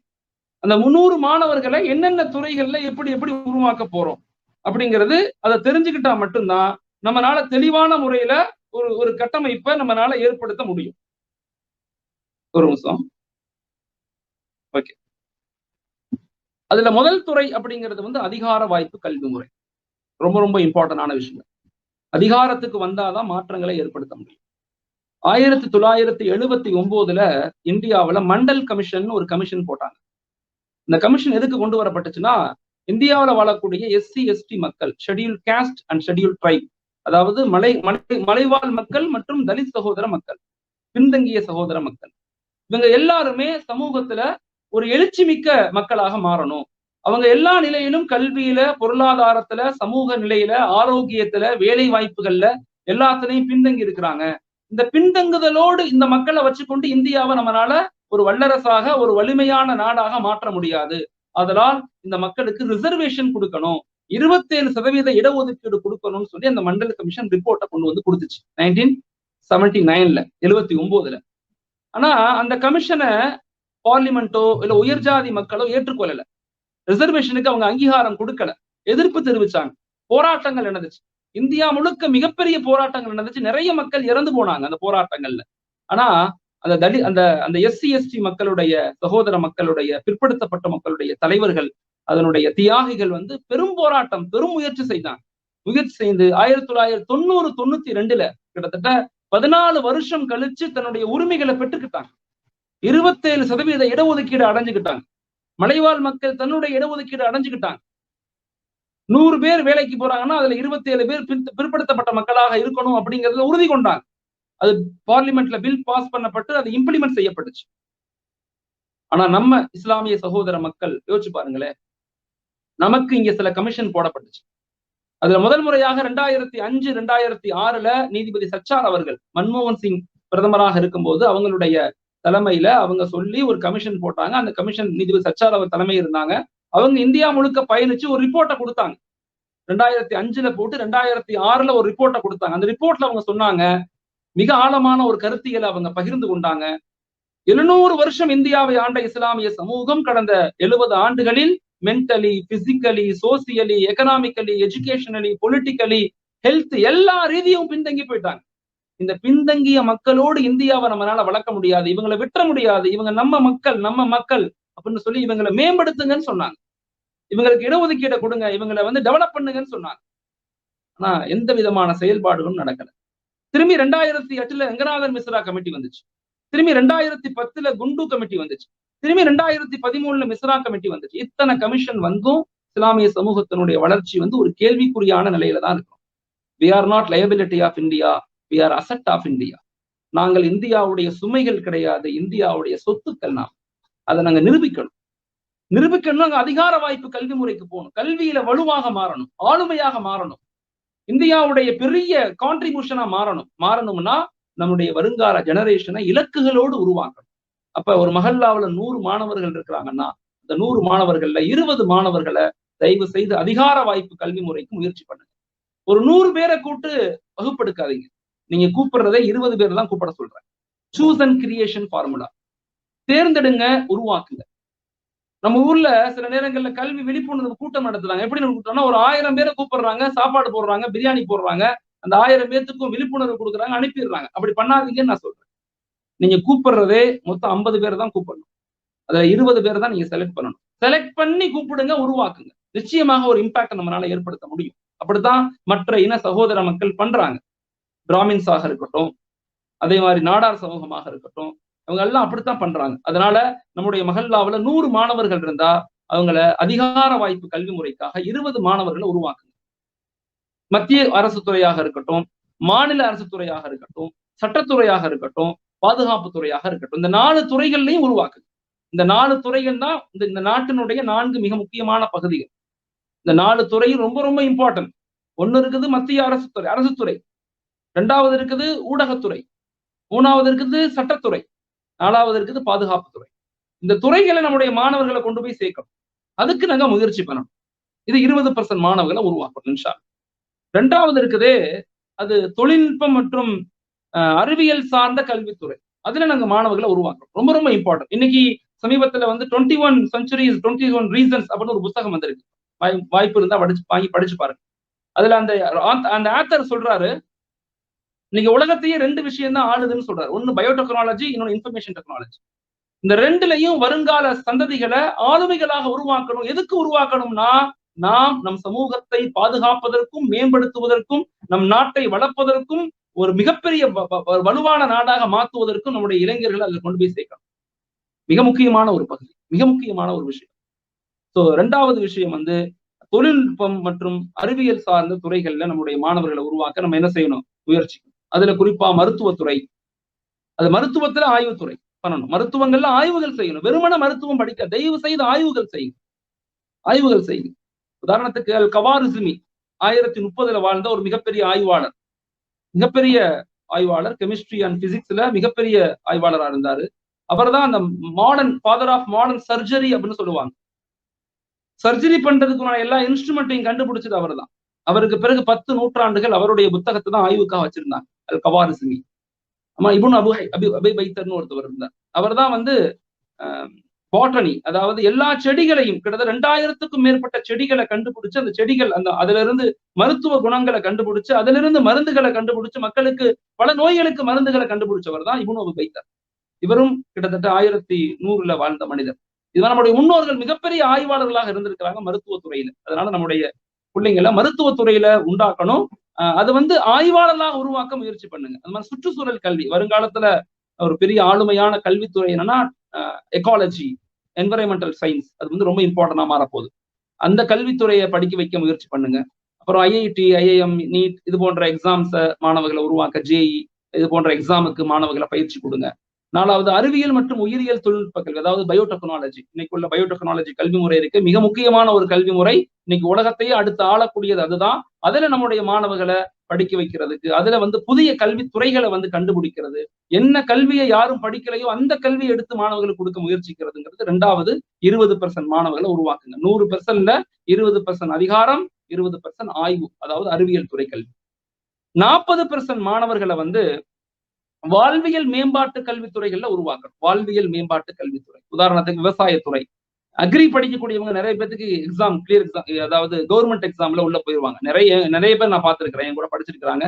நிறைய பேர் அக்ரிகல்ச்சர் படிச்சவங்க தான் டக்குன்னு group 1, group 2, group 4, civil service, IFS ஆஃபீஸரா, அதாவது இந்தியன் ஃபாரஸ்ட் சர்வீஸ், ஃபாரின் சர்வீஸ்ல ஃபாரஸ்ட் சர்வீஸ், அதுல செலக்ட் பண்ணி போகிறதுக்கு மிக வாய்ப்பான ஒரு கல்வித்துறையாக சொல்லக்கூடியதான் விவசாய கல்வித்துறை, அக்ரிகல்ச்சர் காலேஜ்ல படிக்கிறது. அதுல வந்து சிறந்த தொழில் பயிற்சி துறைகளை உருவாக்குறது, ஸ்மால் ஸ்கேல் இண்டஸ்ட்ரீஸ் உள்ள இஸ்லாமிய சமூகத்தினுடைய இந்தியாவுல ஒரு வலிமையான பகுதியாக இருந்தது சுயதொழில் மேம்பாடு தான். அதாவது சுதந்திரம் வாங்கும் போது 1948, 47, 48ல இந்தியாவுடைய வளர்ச்சியில முஸ்லிம்களுடைய பங்களிப்பு வந்து 28% இருக்கு ஜிடிபில. ஆனா இன்னைக்கு அது வெறும் 3% குறைஞ்சு போச்சுங்கிறாங்க. நிறைய பேர் நம்ம எம்ப்ளாயா மாறிட்டோம். சுயதொழில் மேம்பாடுங்கிறது நம்ம சமூகத்தினுடைய சுண்ணத்தும் கூட. நம்முடைய முன்னோர்கள் அநேக நபர்கள் வந்து சுயதொழில் தான் செஞ்சிருக்கிறாங்க. அதுல வந்து நம்முடைய மக்களை, மாணவர்களை பயிற்சி கொடுத்து அதிகமான சுயதொழில் மேம்பாட்டை நோக்கி நகர்த்தணும். உதாரணத்துக்கு இந்தியாவை சுத்தி உள்ள இப்ப உள்ள பங்களாதேஷ், சைனா, இந்தோனேஷியா இது போன்ற நாடுகள், சார்க் நாடுகள்னு சொல்லுவாங்க. இந்த நாடுகள் எல்லாம் இந்தியாவை விட அதிகமா வளர்ச்சியை நோக்கி நகர்றாங்க. அதுக்கு 2 காரணங்கள் அங்குள்ள ஆய்வாளர்கள், பொருளாதார ஆய்வாளர்கள் சொல்றாங்க. ஒன்று வந்து கிராமமயமாக்கப்படுது. நம்ம கிராமங்கள்ல வசிக்கிறோம்னா அந்த கிராமம், உதாரணம் கூத்தாநல்லூர் ஒரு அற்புதமான கிராமம், ஒரு அற்புதமான ஊர். அந்த ஊர்ல நம்முடைய மக்களை வந்து வெளிநாடுகள்ல வசிக்கக்கூடிய நீங்க பெரிய பெரிய தொழில் தொடங்க ஆசைப்பட்டீங்கன்னா உங்க ஊர்ல ஹப்ப யூனிட்டை ஃபார்ம் பண்ணி அதை வந்து மையப்படுத்தி நகர்த்தணும். உதாரணமா ஜோஹோ கேள்விப்பட்டிருப்பீங்க. அந்த ஜோஹோவுடைய அந்த நிறுவனுடைய வேம்பு சார், ஆக்சுவலா அவர் சமீபத்துல மீட் ரொம்ப நேரம் 2 மணி நேரம் பேசிக்கிட்டு இருந்தார். ஒரு மீட்டிங்லயும் பள்ளப்பட்டிக்கு வந்தார். நான் ரொம்ப நேரம் பேசினேன், மாஷா அல்லாஹ். அவர் வந்து இந்த சுயதொழில் மேம்பாட்டை பத்தி ரொம்ப ஆழமாக பேசுறார். அதனால 3வதாக வாழ்வியல் மேம்பாட்டுல வந்து நம்முடைய வருங்கால சந்ததிகள் சுயதொழில் மேம்பாட்டை கத்துக் கொடுக்கணும். அப்புறம் ஆசிரியர்களாக நிறைய உருவாக்கணும். நம்ம டீச்சர்ஸ் வந்து நிறைய உருவாக்கப்படணும். ஒரு ஆசிரியர் ஈக்குவலன் டு 1000 ஸ்டூடெண்ட். அது மாதிரி ஆலிம்களை உருவாக்கணும். இப்ப தமிழகத்துல மொத்தம் 56 லட்சம் முஸ்லிம்கள்ல உலமாக்களுடைய எண்ணிக்கை வெறுமனே 20-25 உலமாக்கள், ஈக்குவலன் டு 0.4 and 5%, ஈவன் 1% கூட உலமாக்கள் தமிழகத்துல இல்லை. இப்ப நம்ம அதிகப்படுத்தணும். அடுத்த 10 வருஷத்துல நாங்க திட்டமிட்டு இருக்கோம் 3 லட்சம் உலமாக்களை சமூகத்துல உருவாக்கணும் அப்படிங்கிறத நம்மளுடைய திட்டம். அதை நோக்கி தான் நாங்க நகர்ந்துகிட்டு இருக்கோம். பல முயற்சிகளை, அதற்கான சேவைகளை செஞ்சுக்கிட்டே இருக்கோம் மாஷா அல்லாஹ். ஏன்னா உலமாக்கள் தான் சமூகத்தினுடைய டாக்டர்ஸ், சமூக சோசியல் டாக்டர்ஸ், அவங்கதான் சோசியல் சயின்டிஸ்ட். அவங்கதான் சமூகத்தை வழிநடத்த முடியும், சமூகத்தை கட்டமைக்க முடியும், சமூகத்தை உருவாக்க முடியும். நம்ம உலமாக்களுடைய மிகப்பெரிய தியாகமும் அர்ப்பணிப்பும் தான் சமூகத்தினுடைய எழுச்சியினுடைய வெளிப்பாடுன்னு இமாம்கள் சொல்றாங்க. அதுதான் வரலாற்று உண்மை. அதனால உலமாக்களை அதிகப்படுத்தணும், அவங்களை மேம்படுத்த முயற்சிக்கணும். அதே மாதிரி பயிற்சித்துறை, சேவைகள் மற்றும் மேம்பாட்டு பயிற்சி துறைகள்ல நம்முடைய மாணவர்களை, நம்முடைய வருங்கால சந்ததிகளை உருவாக்க முயற்சிக்கணும். இது 40% மாணவர்களை இப்படி உருவாக்க முயற்சிக்கணும். 4வது துறை இருக்குது, அதுதான் வந்து தொழில் உருவாக்கம் மேம்பாட்டு துறை. வெளிநாடுகள்ல நிறைய மக்கள் நம்ம ஊருக்காரங்க வசிக்கிறாங்க. அதுல வெறும் எம்ப்ளாயா மட்டும் இல்லாம கொஞ்ச காலம் ஒர்க் பண்ணீங்கன்னா, உதாரணத்துக்கு நான் ஒரு முக்கியமான ஒரு புள்ளி விவரத்தை நான் சொல்ல விரும்புறேன். ஏன்னா உங்க மக்கள், கூத்தாநல்லூர் மக்கள், அநேக மக்கள் ஃபாரின்ல ஒர்க் பண்றீங்க, இருக்கிறீங்க மாஷா அல்லாஹ். சிறந்த சேவைகள் அங்க செஞ்சுக்கிட்டு இருக்கீங்க மாஷா அல்லாஹ். மொத்த உலகத்திலேயே 2.5 கோடி பேத்துக்கு மேல ஓவர்சீஸ்ல வசிக்கக்கூடிய ஒரே நாடு இந்தியா தான். எந்த நாடும் அப்படி கிடையாது. உலக நாடுகள்ல இருந்து, ஓவர்சீஸ்ல இருந்து இந்தியாவுக்கு வரக்கூடிய அந்நிய செலாவணி பணம் இருக்குது, அது வந்து எல்லா நாடுகளை விட அதிகம். அந்த அந்நிய செலாவணி பணத்துல 17% முஸ்லிம்களுடைய கான்ட்ரிபியூஷன் சொல்லப்படுது. எங்களுடைய கான்ட்ரிபியூஷன் இந்தியாவுடைய வளர்ச்சியில மிக பெருசு. நான் உதாரணமா கேரளாவை சொல்லுவேன். கேரளா வந்து ஒரு அற்புதமான கட்டமைப்பு. அங்க இருக்கக்கூடிய வெளிநாட்டுல வசிக்கக்கூடிய மக்கள் வந்து அங்கிருந்து தன்னுடைய கல்வி அறிவை கொண்டு தன் நாட்டை வந்து தன்னுடைய மாநிலத்தை ஒரு வலுவான பகுதியாக மாத்திக்கிட்டு இருக்காங்க. அது போல நாமளும் செய்ய முன் வரணும் அப்படிங்கிறத நான் சொல்ல விரும்புறேன். அதுல குறிப்பாக பல ஊர்கள்ல வெளிநாட்டுல வசிக்கக்கூடிய மக்களை இணைச்சுக்கிட்டே வர்றோம். சமீபத்து டலாஸ்ல ஐடியான ஒரு குரூப் ஆரம்பிச்சிருக்காங்க. அது மாதிரி வந்து கலிபோர்னியால மற்ற இடங்கள் எல்லாம் மிக மிக சிறந்த மனிதர்கள் நம்ம கூட சேர்ந்து பயணிக்கிறாங்க, பல உதவிகள் செய்யறாங்க. அங்கிருந்து கல்வி உதவிகள் அங்கிருந்து இங்க அதிகமா செஞ்சுக்கிட்டு இருக்காங்க. பெண்களுக்கு உதவி செய்யறாங்க, காலேஜ் ஃபீஸ், ஸ்கூல் ஃபீஸை கட்டிக்கிட்டு இருக்காங்க. இப்போ வலுவான ஒரு கட்டமைப்பை தொடர்ந்து உருவாக்க முயற்சிக்கின்றோம். கூத்தாநல்லூர் மக்களும் அதை நோக்கி நீங்க நகரணும் அப்படிங்கிறது என்னுடைய ஆசை. அது அப்படிதான் செஞ்சுக்கிட்டு இருக்கிறீங்க. இன்னும் அதிகமாக செய்ய முயற்சி பண்ணுங்க. இப்ப 4வது துறை என்பது தொழில் உருவாக்கம் மற்றும் மேம்பாட்டு கல்வித்துறையை நம்மளுடைய மாணவர்களுக்கு கொடுக்கணும். வெளிநாடுகளுக்கு போறாங்கன்னா வெறும் எம்ப்ளாயா அனுப்பிடாதீங்க. அவங்களை ஏதாவது ஒரு துறைகள்ல ஸ்கில்லா கொடுத்து அனுப்புங்க. ஒரு துறை சார்ந்த மக்களா உருவாக்குங்க. வெறுமன போய் அங்க ஒரு சாதாரண ஷாப்ல உட்கார்றது, கல்லால உட்கார்றது, இல்ல காசு வாங்கி போறது, பொருள் எடுத்து கொடுக்கறது, அந்த வேலையை விட இங்க இருந்து உங்க மாணவர்களை, உங்க பிள்ளைங்களை நீங்க வெளிநாட்டுக்கு அனுப்புனா ஒரு திறமை சார்ந்த ஒரு விஷயத்த பங்கு கொடுத்து அதிலிருந்து இந்த மாணவர்களை உருவாக்க முயற்சி பண்ணுங்க. பெருநிறுவன உருவாக்க பயிற்சி கல்வித்துறை, அதாவது அங்க பெருநிறுவனங்கள்ல போய் எப்படி படிக்கணும்னு சொல்லி கொடுங்க. வெளிநாட்டு வேலை வாய்ப்புகள்ல படிச்சு அங்கிருந்து வேலைகளை கற்றுக்கொண்டு நம்ம நாட்டுக்கு வந்து அந்த தொழில்துறையை உருவாக்கக்கூடிய கட்டமைப்பு உருவாக்குங்க. சர்வதேச கல்லூரிகள்ல உங்க மாணவர்களை படிக்க வைங்க. நிறைய அரபு நாடுகள்ல இருக்கீங்க, பெரிய பெரிய நாடுகள்ல நீங்க வேலை செய்றீங்க. உங்க குழந்தைகளை அங்க கொண்டு வந்து ஒரு நல்ல ஒரு இங்க +2 படிக்கிறாங்க, ஒரு கல்லூரி படிக்கிறாங்கன்னா அதுக்கு மேற்படிப்பு அங்க கொண்டு போய் படிக்க வைக்க முயற்சி பண்ணுங்க. அவங்க படிச்ச பிறகு நாட்டுக்காக திரும்பி கொண்டு வந்து இந்த நாட்டுடைய வளர்ச்சியில, இந்த நாட்டுடைய கட்டமைப்புல, இந்த நாட்டுடைய மேம்பாட்டுக்கு பங்களிப்பு கூடியவங்களாக மாத்துங்க. இதுதான் நம்முடைய கல்வி திட்டம். அடுத்த 10 வருஷத்துல ஒரு கல்வி திட்டமாக இதை நாங்க என்ன செய்யறோம், இத ஊரெல்லாம் எல்லா ஊர்கள்லையும், எல்லா காலேஜ்கள்லையும், எல்லா கல்லூரிகள்லையும் மாஷா அல்லாஹ் தமிழகத்துல மட்டும் 56 இஸ்லாமிய மேனேஜ்மெண்ட் கல்லூரிகள் இருக்கு. 586 இஸ்லாமிய மேனேஜ்மெண்ட் பள்ளிக்கூடங்கள் இருக்குது. எல்லாத்துக்கும் இந்த சிந்தனைகளை கொடுத்துக்கிட்டே இருக்கிறோம். மாஷா அல்லாஹ் உங்களுடைய சேவைகளை அல்லாஹ் பொருந்திக் கொள்ளணும். சோ நபிகள் நாயகம் ஸல்லல்லாஹு அலைஹி வஸல்லம் உடைய ஞானத்தின் திறவுகோல் அப்படிங்கிறது 4 அடிப்படையை கொண்டது. 1, மக்களுக்கு குர்ஆனை கற்றுக் கொடுங்கள், இதுதான் பேஸ். 2வது, மக்களுக்கு தஸ்கியத், அதாவது மக்களுக்கு பரிசுத்தத்தை கத்துக் கொடுங்க. மக்கள் பரிசுத்தமாக இருக்கணும், பாவங்கள்ல இருந்து மீண்டு இருக்கணும். பாவங்கள் செய்யக்கூடியவங்களாக, பெரும்பாவங்கள் செய்யக்கூடியவங்களாக இருந்தா ஒருபோதும் சமூகம் எழுச்சி அடையாது. 3வது, வரலாற்றுகளை, முன்னோர்களுடைய தியாகங்களை கற்றுக் கொடுங்க. 4வது, இன்றைய கால கல்வி முறையை ரொம்ப ஆழமாக கற்றுக் கொடுங்க. திரும்ப நான் சொல்றேன், வேர்களை ஸ்ட்ராங் பண்ணுங்க, வேர்களை உருவாக்குங்க, வேர்களை அறுக்க விடாதீங்க. வேர்கள் வெட்டப்பட்டு கொண்டிருக்கும் போது நம்ம எல்லாம் சேர்ந்து கிளைகளுடைய கோணல்களை பத்தி பேசக்கூடாது. வேர்களை ஸ்ட்ராங் பண்ணக்கூடிய வேலையை செஞ்சாதான் ஒரு வலுவான சமூகமாக மாற முடியும். அந்த கல்வி நமக்கானது மட்டுமல்ல, இந்த கல்வி நம்முடைய வளர்ச்சிக்கானது மட்டுமல்ல. இஸ்லாம் கொள்ளக்கூடிய இஸ்லாமிய கல்வி முறைக்கும் இந்த உலகத்தினுடைய கல்வி முறைக்கும் உள்ள வித்தியாசமே என்னன்னா, சர்வைவல் ஃபிட்டஸ்ட். நீ நல்லா இருந்தா நீ வாழ்ந்துக்க, உன்னால முடிஞ்சா நீ எவ்வளவு வேணாலும் சம்பாதிச்சுக்க அப்படிங்கிறது இந்த உலகத்தினுடைய கல்வி முறை. ஆனா இஸ்லாமிய கல்வி முறை அப்படி சொல்லல. நீ படிப்பது, நீ அதிகாரத்துக்கு வருவது, நீ கற்றுக்கொள்வது, நீ சம்பாதிப்பது, அது உனக்கானது மட்டுமல்ல, எல்லாத்துக்குமானது. எல்லாத்தையும் உருவாக்குங்க, எல்லாத்தையும் மேம்படுத்துங்க, எல்லாத்தையும் நேசிங்க, எல்லாத்தையும் மன்னிங்க. அப்படிப்பட்ட ஒரு கல்வி முறை கற்கக்கூடிய வாய்ப்புகளை அல்லாஹு தஆலா எனக்கும் உங்களுக்கும் நம் சந்ததிகளுக்கும் நம் வருங்கால சமுதாயத்துக்கும் கொடுத்து நபியினுடைய வாழ்வியலை முழுமையாக புரிந்து நபியை முழுமையாக பின்பற்றக்கூடியவர்களாக அல்லாஹு தஆலா என்னையும் உங்களையும் ஆக்கி அருள்வானாக. ஆமீன். அஸ்ஸலாமு அலைக்கும் வரஹ்மத்துல்லாஹி தஆலா பரகாத்துஹு. ஜஸாக்குமுல்லாஹ். அலைக்கும் ஸலாம் ரஹ்மத்துல்லாஹி பரகாத்துஹு. மாஷா அல்லாஹ், மாஷா அல்லாஹ், ஜஸாக்குமுல்லாஹ் ஹைர்.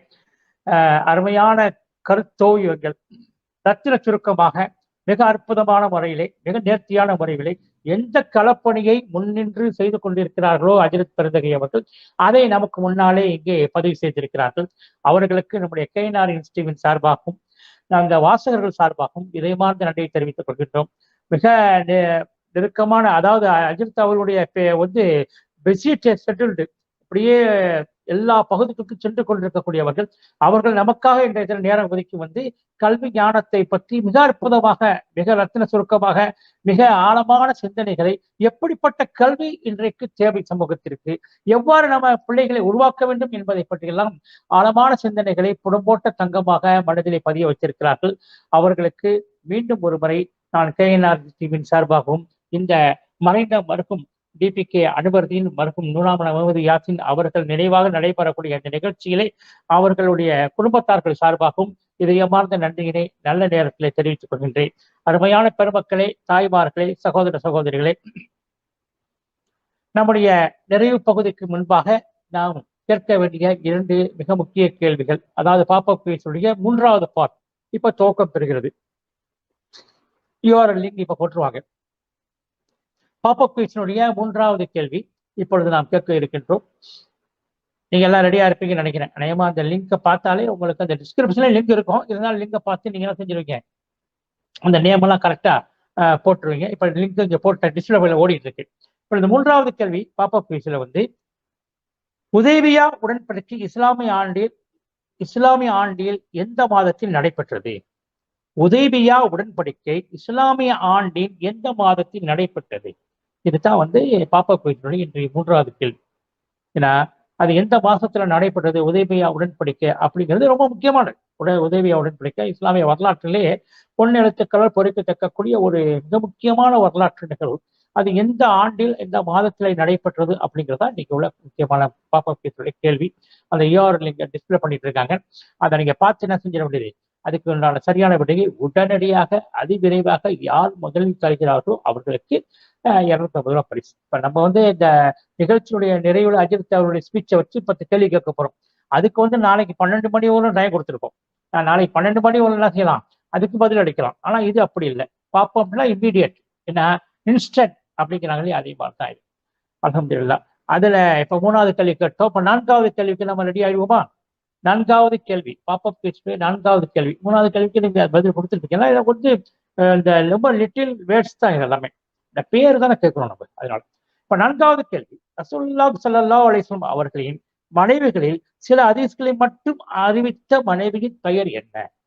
ரசூல் ஸல்லல்லாஹு அலைஹி வஸல்லம் அவர்களின் மனைவிகளில் சில ஹதீஸ்களை மட்டும் அறிவித்த மனைவியின் பெயர் என்ன? ஏன்னா அதுதான் இன்னைக்கு உள்ள 4வது கேள்வி. இப்ப 4 கேள்வியுமே நீங்க வந்து இப்ப பாப்பப்ஸ்ல பார்த்துட்டீங்க. ஏன்னா அதுக்குண்டான இதை வந்து நீங்க என்ன செய்ய போறீங்க, ஏன்னா நீங்க இப்ப உடனடியாக அதுக்குண்டான பதிலை எழுத போறீங்க. ஏன்னா இப்ப நேற்றைய பாப்பப் குயிஸ்க்கு நம்ம போறோம். நேற்றைய பாப்பப் குயிஸ்க்கு வந்து என்ன, நேற்றைய பாப்பப் குயிஸ்ல வந்து நம்ம இது பண்ண போறோம். சரியான விடை என்ன அப்படிங்கிறத நம்ம பார்க்க போறோம். அதை பார்த்துட்டு தான் என்ன, இப்படி ஹஜ்ரத் அவர்களை போல் நல்ல கல்விஞானம் உள்ள பிள்ளைகளை அல்லாஹ் நம்ம பிள்ளைகளை உருவாக்கி தருவானாகன்னு சொல்லிட்டு சையது முகமது விலாயத் போட்டிருக்கிறார். அல்ஹம்துலில்லாஹ், ஜஸாக்கல்லாஹ். நேற்றைய பாப்பப் குயிஸுடைய சரியான விடைகளை இப்பொழுது நாம் முதல்ல சொல்லுவோம். 1வது கேள்வி நேற்று கேட்டது வந்து இறக்கும் முறை தினமும் நஃபில் தொழுகையை நடத்தி வந்த மூமினின் தாயார் பெயர் என்ன அப்படின்னு கேட்டோம் நேற்று. ஹபீபா. 2வது கேள்வி, குர்ஆனில் எந்த சூராவில் நபி அவர்களின் மனைவிகள் கண்ணியம் குறிப்பிடப்பட்டுள்ளது? நேற்று நம்ம கேட்ட 2வது கேள்வி சூரா அல் அஹ்ஸாப். அப்படிதான் கரெக்டான விடை.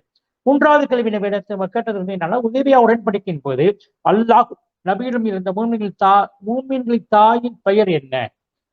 சலாமா. அதுதான் கரெக்டான விடை. நேற்று கேள்வி கேட்ட 4வது பாப்பத்துடைய சரியான கேள்வி என்னன்னா, விசுவாசிகளின் தாய் மத்தியில் ஒரு சிறந்த பேச்சாளராக இருந்த விசுவாசிகளின் தாயின் பெயர் என்ன? ஆயிஷா ரலியல்லாஹு அன்ஹா. இதுதான் வந்து நேற்று நம்ம கேட்ட 4 கேள்விக்கான சரியான விடைகள். நேற்று உள்ளதை நம்ம முடிச்சிட்டோம். இப்ப நேற்று எழுதிய சரியான விடை எழுதிய அந்த 4 நபர்கள் இருந்து 4 வரை நாம் தேர்வு செஞ்சிருக்கோம். ஏன்னா அந்த 4 பேர் யார்? நேற்று பாப்பப் குயிஸ்ல வெற்றி பெற்ற என்ன, அதாவது டே 9 22/10/2022 நேற்று நடைபெற்ற பாப்பப் குயிஸ்ல வெற்றி பெற்ற அந்த 4 நபர்களில் முதலாவதான நபர் Rejiya Begum, daughter of Sheikh Alauddin. Rejiya Begum, daughter of Sheikh Alauddin, Koothandalur. ஆனா அவங்களுடைய கடைசியில் 4 நம்பர் மட்டும் நான் சொல்றேன், குறிச்சிங்க. 9433. ஆனா அவங்க தான் வந்து நேற்று முதல் வின்னர் பாப்பப் குயிஸ்ல. அடுத்தது யாருன்னா ஃபஹீமா, டாக்டர் ஆஃப் இப்ராஹிம். அவங்களுடைய கடைசியில் 4 நம்பர் வந்து 7632, மரக்கடை லட்சுமாங்குடி.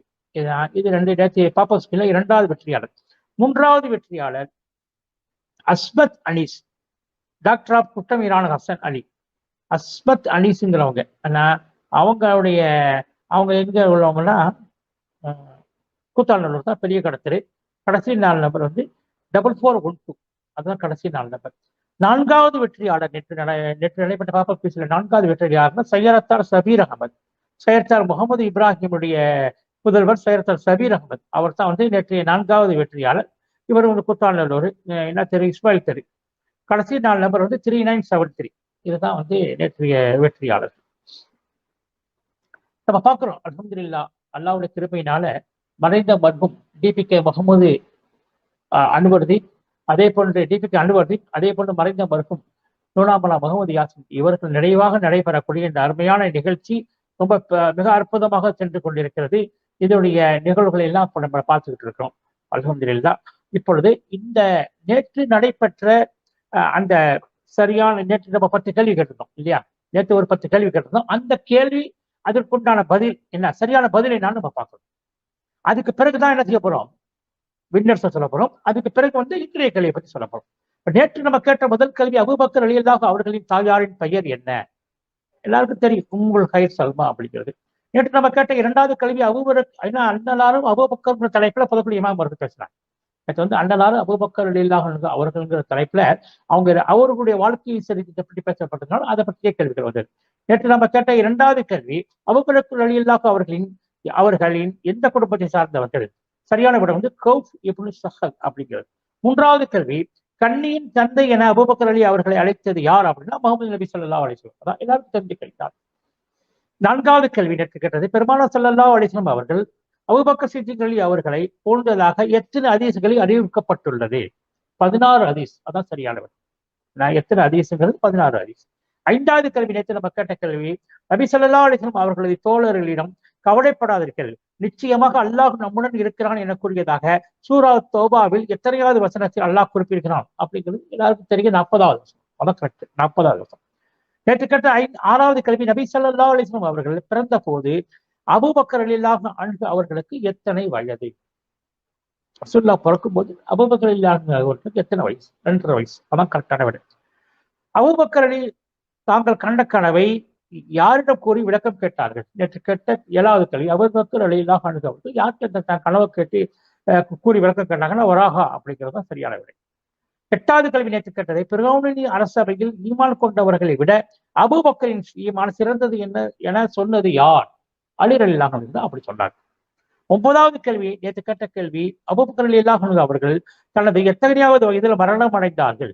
63வது வயசு. அதான் சரியான விடை. 10வது கேள்வி அனைத்து மக்களுக்கும் தெரியும் என்ன நம்ம எப்படிப்பட்ட மாசத்துல இருக்கிறோம்.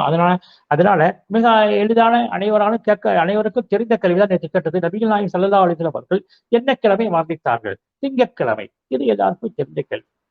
அருமையான பெருமக்களே, தாய்மார்களே, சகோதர சகோதரிகளே, இந்த கேஎன்ஆரின் ஸ்ரீவின் சார்பாக 3ஆம் ஆண்டு நடைபெறக்கூடிய சீரா வினாடி விழா நிகழ்ச்சியை நமது ஊருடைய புரவலர்கள்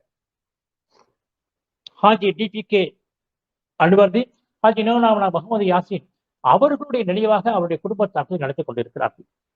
ஒவ்வொரு நாளும் 10 கேள்விகள் கேட்கப்பட்டு அதை சரியாக எழுதக்கூடியவர்களுக்கு ரூபாய் 1000 வீதம் 10 நபர்களுக்கு. ஒரு நாளில் 10 நபர்களுக்கு ரூபாய் 10,000. ஆக 1,20,000 ரூபாய் 12 நாட்களுக்கு. அதே போன்று இந்த பாப்பப் குவிஸ்ல ஒரு 4 கேள்விக்கு 1000 வீதம், அதுல ஒரு 12,000 ரூபாய். ஆக 1,32,000 ரூபாய் பரிசு. இந்த பரிசளிப்பு விழாவுக்கான ஏற்பாடுகள் தான் நாங்கள் இப்ப துவங்கிட்டோம். இந்த தீபாவளி விடுமுறை நாட்கள்லயே அந்த மற்ற வேலைகள் தான் நமக்கு ஆண்டான வேலை. நமக்கு எந்த விடுமுறை கிடையாது. நான் இஸ்லாமிய மக்களுக்கு தீபாவளிக்கு எந்த சம்மந்தம் இல்லை. அதனாலதான் நம்ம சொல்றோம், இந்த பட்டாசு வெடிப்பது, இந்த கேளிக்கையில் ஈடுபடுவது இஸ்லாத்துக்கு வரலானது. உண்ணுங்கள், பருகுங்கள், வீண் விரயம் செய்யாதீர்கள். எக்காரணம் கொண்டும் எந்த விதத்திலும் இந்த பட்டாசு வெடிகள் போன்றவற்றில் யாரும் ஈடுபடாதீர்கள் என்பதை நாம் அடுத்த திருத்தமாக பதிவு செய்கிறோம். ஆக இந்த நிகழ்ச்சியினுடைய பரிசளிப்பு விழாக்கான ஆயத்த பணிகள் நடந்து கொண்டிருக்கிறது. இன்ஷா அல்லாஹ் வரக்கூடிய 30ஆம் தேதி ஞாயிற்றுக்கிழமை, காலையில இன்ஷா அல்லாஹ் இஸ்லாப் கல்யாண மண்டபத்துல அந்த நிகழ்ச்சி நடைபெறும். அதை வந்து நிறைவு நாளில் நம்ம அதை தெரிவிப்போம் இன்ஷா அல்லாஹ். இப்ப இன்றைய கேள்விக்கு நம்ம வரோம். இன்னைக்கு வந்து அருமையான பயான், அதாவது சமுதாயத்திற்கு எப்படிப்பட்ட சிந்தனைகளை கொண்டு சேர்க்க வேண்டுமோ அந்த செய்திகளை எல்லாம் அற்புதமாக மிக ஆழமாக அழுத்த திருத்தமாக பதிவு செய்த ஆலிம் பெருந்தகை, ஒரு மௌலானா, ஒரு மௌலவி, ஒரு ஹாஃபிஸ், அது மட்டுமல்ல ஒரு மிக சிறந்த கல்வியாளர். இன்னும் சொல்லப்போனா வந்து அவர் வந்து இந்திய ஆட்சிப்பணிக்கு இறுதி கட்ட தேர்வு வரை சென்று வந்தவர். அப்படிப்பட்ட ஒரு கல்வியாளர் தான் இன்னைக்கு இந்த நிகழ்ச்சிக்கு நம்ம கொண்டு வந்து பதிவு செஞ்சு அவர்களை பேச வச்சிருக்கோம். அல்ஹம்துலில்லாஹ். ஏன்னா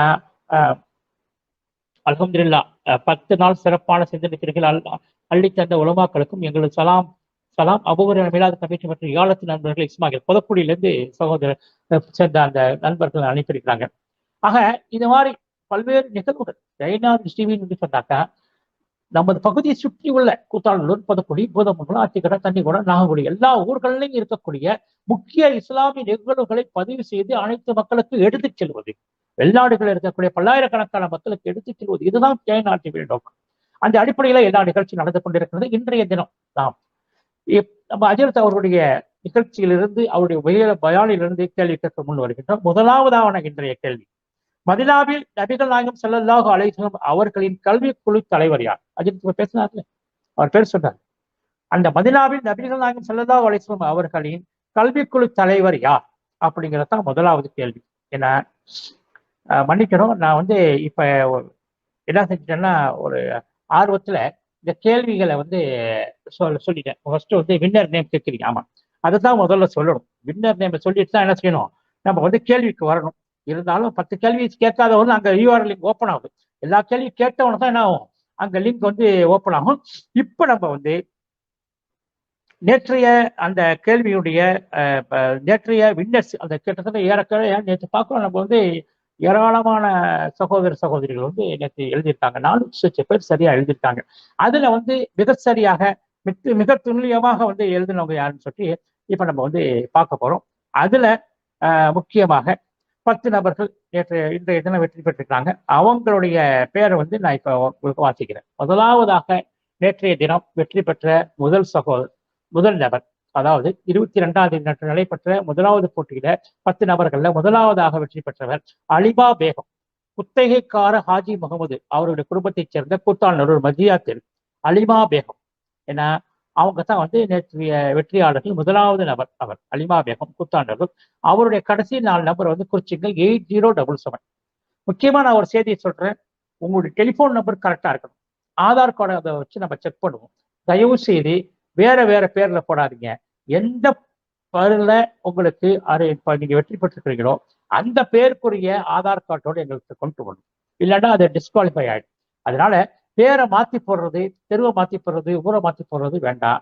உங்களுடைய சரியான பதிவுகளை சரியான முறையில நீங்க பதிவு செய்யுங்க.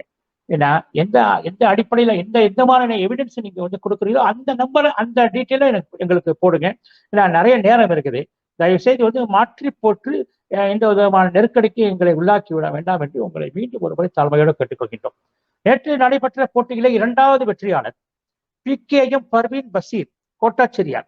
PK முகமது மைதீன் அவர்களுடைய குடும்பத்தைச் சேர்ந்த PKM பர்வீன் பஷீர் கோட்டாச்சேரியார். இவங்க பைக்காரத்தில் கூத்தாநல்லூர்.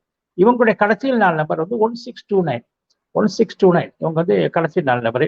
3வது வெற்றியாளர் நேற்றைய நடைபெற்ற போட்டியில கூத்தாநல்லூரை சேர்ந்த TM முகமது ஜாஃபர். TS முபாரக் அவர்கள் குடும்பத்தைச் சேர்ந்த TM முகமது ஜாஃபர். இவர் குருநாக் காலேஜ் சென்னையிலிருந்து கலந்திருக்காரு. இவருடைய கடைசி 4 நம்பர் என்னன்னு சொன்னா சென்னை. ஆனா கூத்தாநல்லூர் ரோமானிச்சரை சேர்ந்தவர் இவரு. கடைசி 4 நம்பர் 0277. இதுதான் கடைசி 4 நம்பர் மொபைல் நம்பர். நம்ம சொல்லிட்டு இருக்கிறது எல்லாம் மொபைல் நம்பர். 4வது வெற்றியாளர் பட்டாமடியார் மெஹராஜ் நிசா. பட்டாமடியார் ஜெயினுல் ஆபிதினுடைய குடும்பத்தைச் சேர்ந்த பட்டாமடியார் மெஹராஜ் நிசா மரக்கடை. இவருடைய கடைசியில் 4 நம்பர் 5192. 5வது வெற்றியாளர் நேற்றைய தினம் வெற்றி பெற்றவர்கள 5வது வெற்றியாளர் ஆயிஷா பர்வீன் சேனாமுனா லெப்பை பக்கீர் முகமது சேனாமுனா பக்கீர் முகமது அவருடைய குடும்பத்தைச் சேர்ந்த ஆயிஷா பர்வீன் அவர்கள். அதாவது ஆயிஷா பள்ளி சந்து கூத்தாநல்லூர் ஆயிஷா பள்ளி சந்தில இருந்து அவங்க எழுதி கரெக்டா பிரைஸ் வாங்குறாங்க. அவங்களுடைய கடைசியில் நம்பர் 6324. இது கடைசியில் 4 நம்பர். இது அடுத்தபடியாக நேற்று வெற்றி பெற்ற 6வது வெற்றியாளர் ஹயாத் ராபியத்துல் பஜரியா. 6வது நபர் ஹயாத் அப்துல் சலாம் அவருடைய குடும்பத்தைச் சேர்ந்தவர். ஏன்னா ஹசீனா காலனி மரக்கடை ஹசீனா காலனி உள்ளவங்க. கடைசியில் 4 நபர் 6701. இவங்க தான் நேற்று மரக்கடை சேர்ந்தவங்க ஹயாத் ராபியத்துல் பஜலியா. 7வது வெற்றியாளர் நேற்று வெற்றி பெற்றவங்க நாச்சியா அப்துல்லா அவர்கள் குடும்பத்தைச் சேர்ந்த நாச்சியா ரஹ்மானியா திரு கூத்தாநல்லூர். இவங்களுடைய கடைசியில் 4 நம்பர் 2775. நாச்சியாங்கிறவங்க வெற்றி பெற்றிருக்காங்க. நேற்று தினம் வெற்றி பெற்ற 7வது வெற்றியாளர். 8வது வெற்றியாளர் நேற்றைய தினம் வெற்றி பெற்றவங்க முகமது அப்துல்லா கான். அவங்க சாலப்பி சாகுல் ஹமீது குடும்பத்தைச் சேர்ந்தவங்க. அப்துல் கலாம் நகர் கூத்தாநல்லூர். அவங்களுடைய கடைசியில் நம்பர் 8916 கூத்தாநல்லூர் அப்துல் கலாம் நகர் சாலப்பை முகமது அப்துல்லா கான். அவங்க தான் நேற்று வெற்றி பெற்ற 8வது நபர். சாலப்பை சாகுல் ஹமீது குடும்பத்தைச் சேர்ந்த முகமது அப்துல்லா கான் அவர்கள் வெற்றியாளர். 9வது வெற்றியாளர் ANK பதுர் நிசா. காதர்ஷா அவர்கள் குடும்பத்தைச் சேர்ந்த ANK பதுர் நிசா. புளியங்குடி தெற்கு கூத்தாநல்லூர். இவங்களுடைய கடைசியில் 4 நம்பர் 0019. இதுதான் வந்து நேற்றைய வெற்றியாளர், 9வது வெற்றியாளர். இதுல இறுதியாக நேற்று வெற்றி பெற்ற 10வது வெற்றியாளர் யாருன்னு சொன்னா தஸ்லிமா பாத்திமா. தஸ்லிமா பாத்திமா கோசனப்பட்டி நஜ்முதீன் அவர்கள் குடும்பத்தைச் சேர்ந்தவங்க. முகமது அலி தெரு, கூத்தாநல்லூர். கடைசியில் 4 நம்பர், அவங்களுடைய மொபைல் நம்பர் வந்து 4685. இவங்க தான் நேற்று வெற்றி பெற்ற 10 வெற்றியாளர்கள். அந்த நேற்றைய வெற்றியாளர்கள் தான் இப்ப நம்ம வந்து அனௌன்ஸ் பண்ணிட்டோம். இப்ப இன்னைக்கு இன்றைய இமாம் அவர்களுடைய பயானிலிருந்து அந்த 10 கேள்விகளை கேட்கப் போகிறோம். முதலாவது கேள்வி நான் ஏற்கனவே சொல்லிட்டேன், இருந்தாலும் மீண்டும் ஒரு முறை சொல்கின்றேன். அது மதீனாவில் நபிகள் நாயகம் ஸல்லல்லாஹு அலைஹி வஸல்லம் அவர்களின் கல்விக்குழு தலைவர் யார் அப்படிங்கிறது முதலாவது கேள்வி. மறைந்த மர்ஹூம் டிடிகே அன்வர்தீன் மர்ஹூம் நூலாமல முகமது யாசின் நினைவாக நடைபெறக்கூடிய ஒரு அருமையான நிகழ்ச்சி.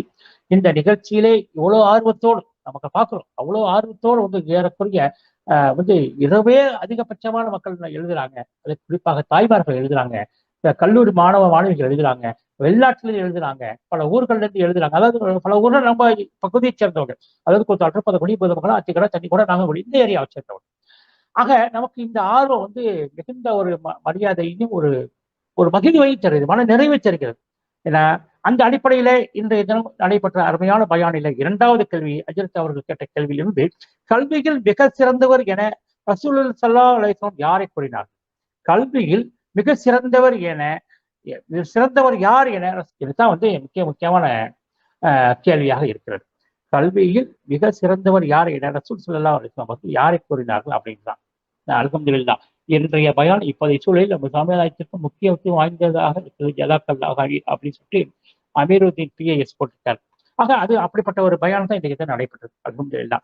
3வது கேள்வி, இன்றைய தினம் நாம் கேட்கக்கூடிய 3வது கேள்வி, பெருமானார் ஸல்லல்லாஹு அலைஹி வஸல்லம் அவர்கள் காலத்தில் எத்தனை ஹாஃபில்கள் இருந்தார்கள்? ஆரம்பிக்கும் போது இந்த ஹாஃபில்களை பற்றி அவர் சொன்னார் இல்லையா? எத்தனை ஹாஃபில்கள் பெருமானார் ஸல்லல்லாஹு அலைஹி வஸல்லம் அவர்கள் காலத்தில் இருந்தார்கள், மொத்த எண்ணிக்கை எத்தனை அப்படிங்கிறது தான் வந்து இன்றைய தினம் கேட்கக்கூடிய 3வது கேள்வி. 4வது கேள்வி, குர்ஆனை ஒன்று சேர்க்க நியமிக்கப்பட்ட சஹாபியின் பெயர் என்ன? குர்ஆனை ஒன்று சேர்க்க நியமிக்கப்பட்ட சஹாபியின் பெயர் என்ன? இதுதான் 4வது கேள்வி.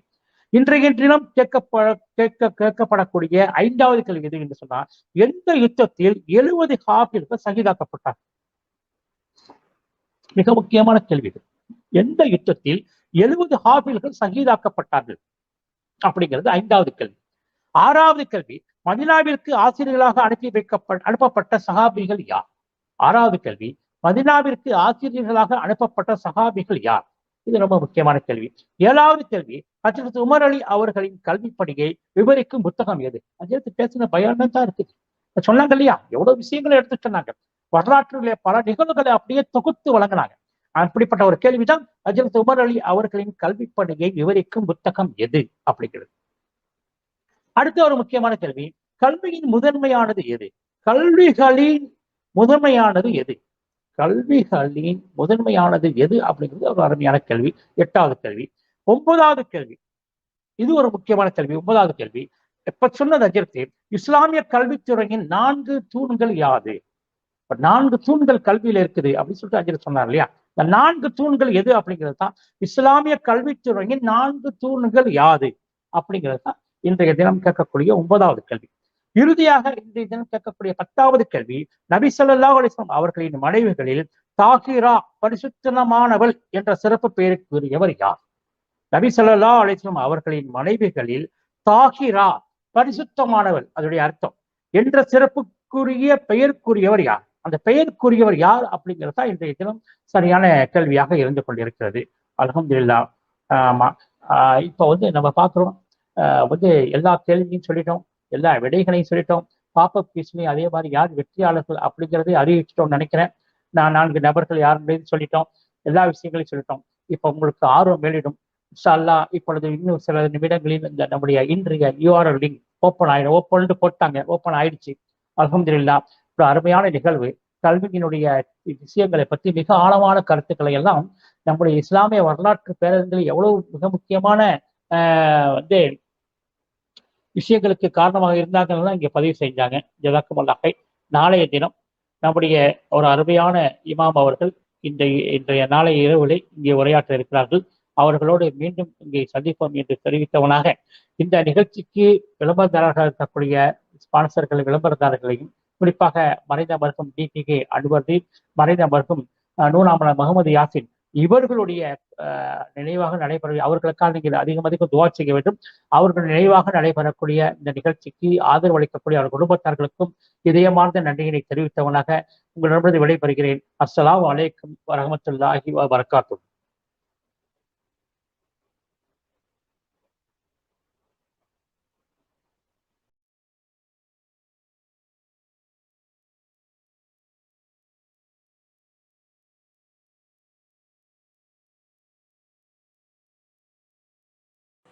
லைக் பண்ணுங்க, கமெண்ட் பண்ணுங்க, ஷேர் பண்ணுங்க, சப்ஸ்கிரைப் பண்ணுங்க. லைக் பண்ணுங்க, கமெண்ட் பண்ணுங்க, ஷேர் பண்ணுங்க, சப்ஸ்கிரைப் பண்ணுங்க.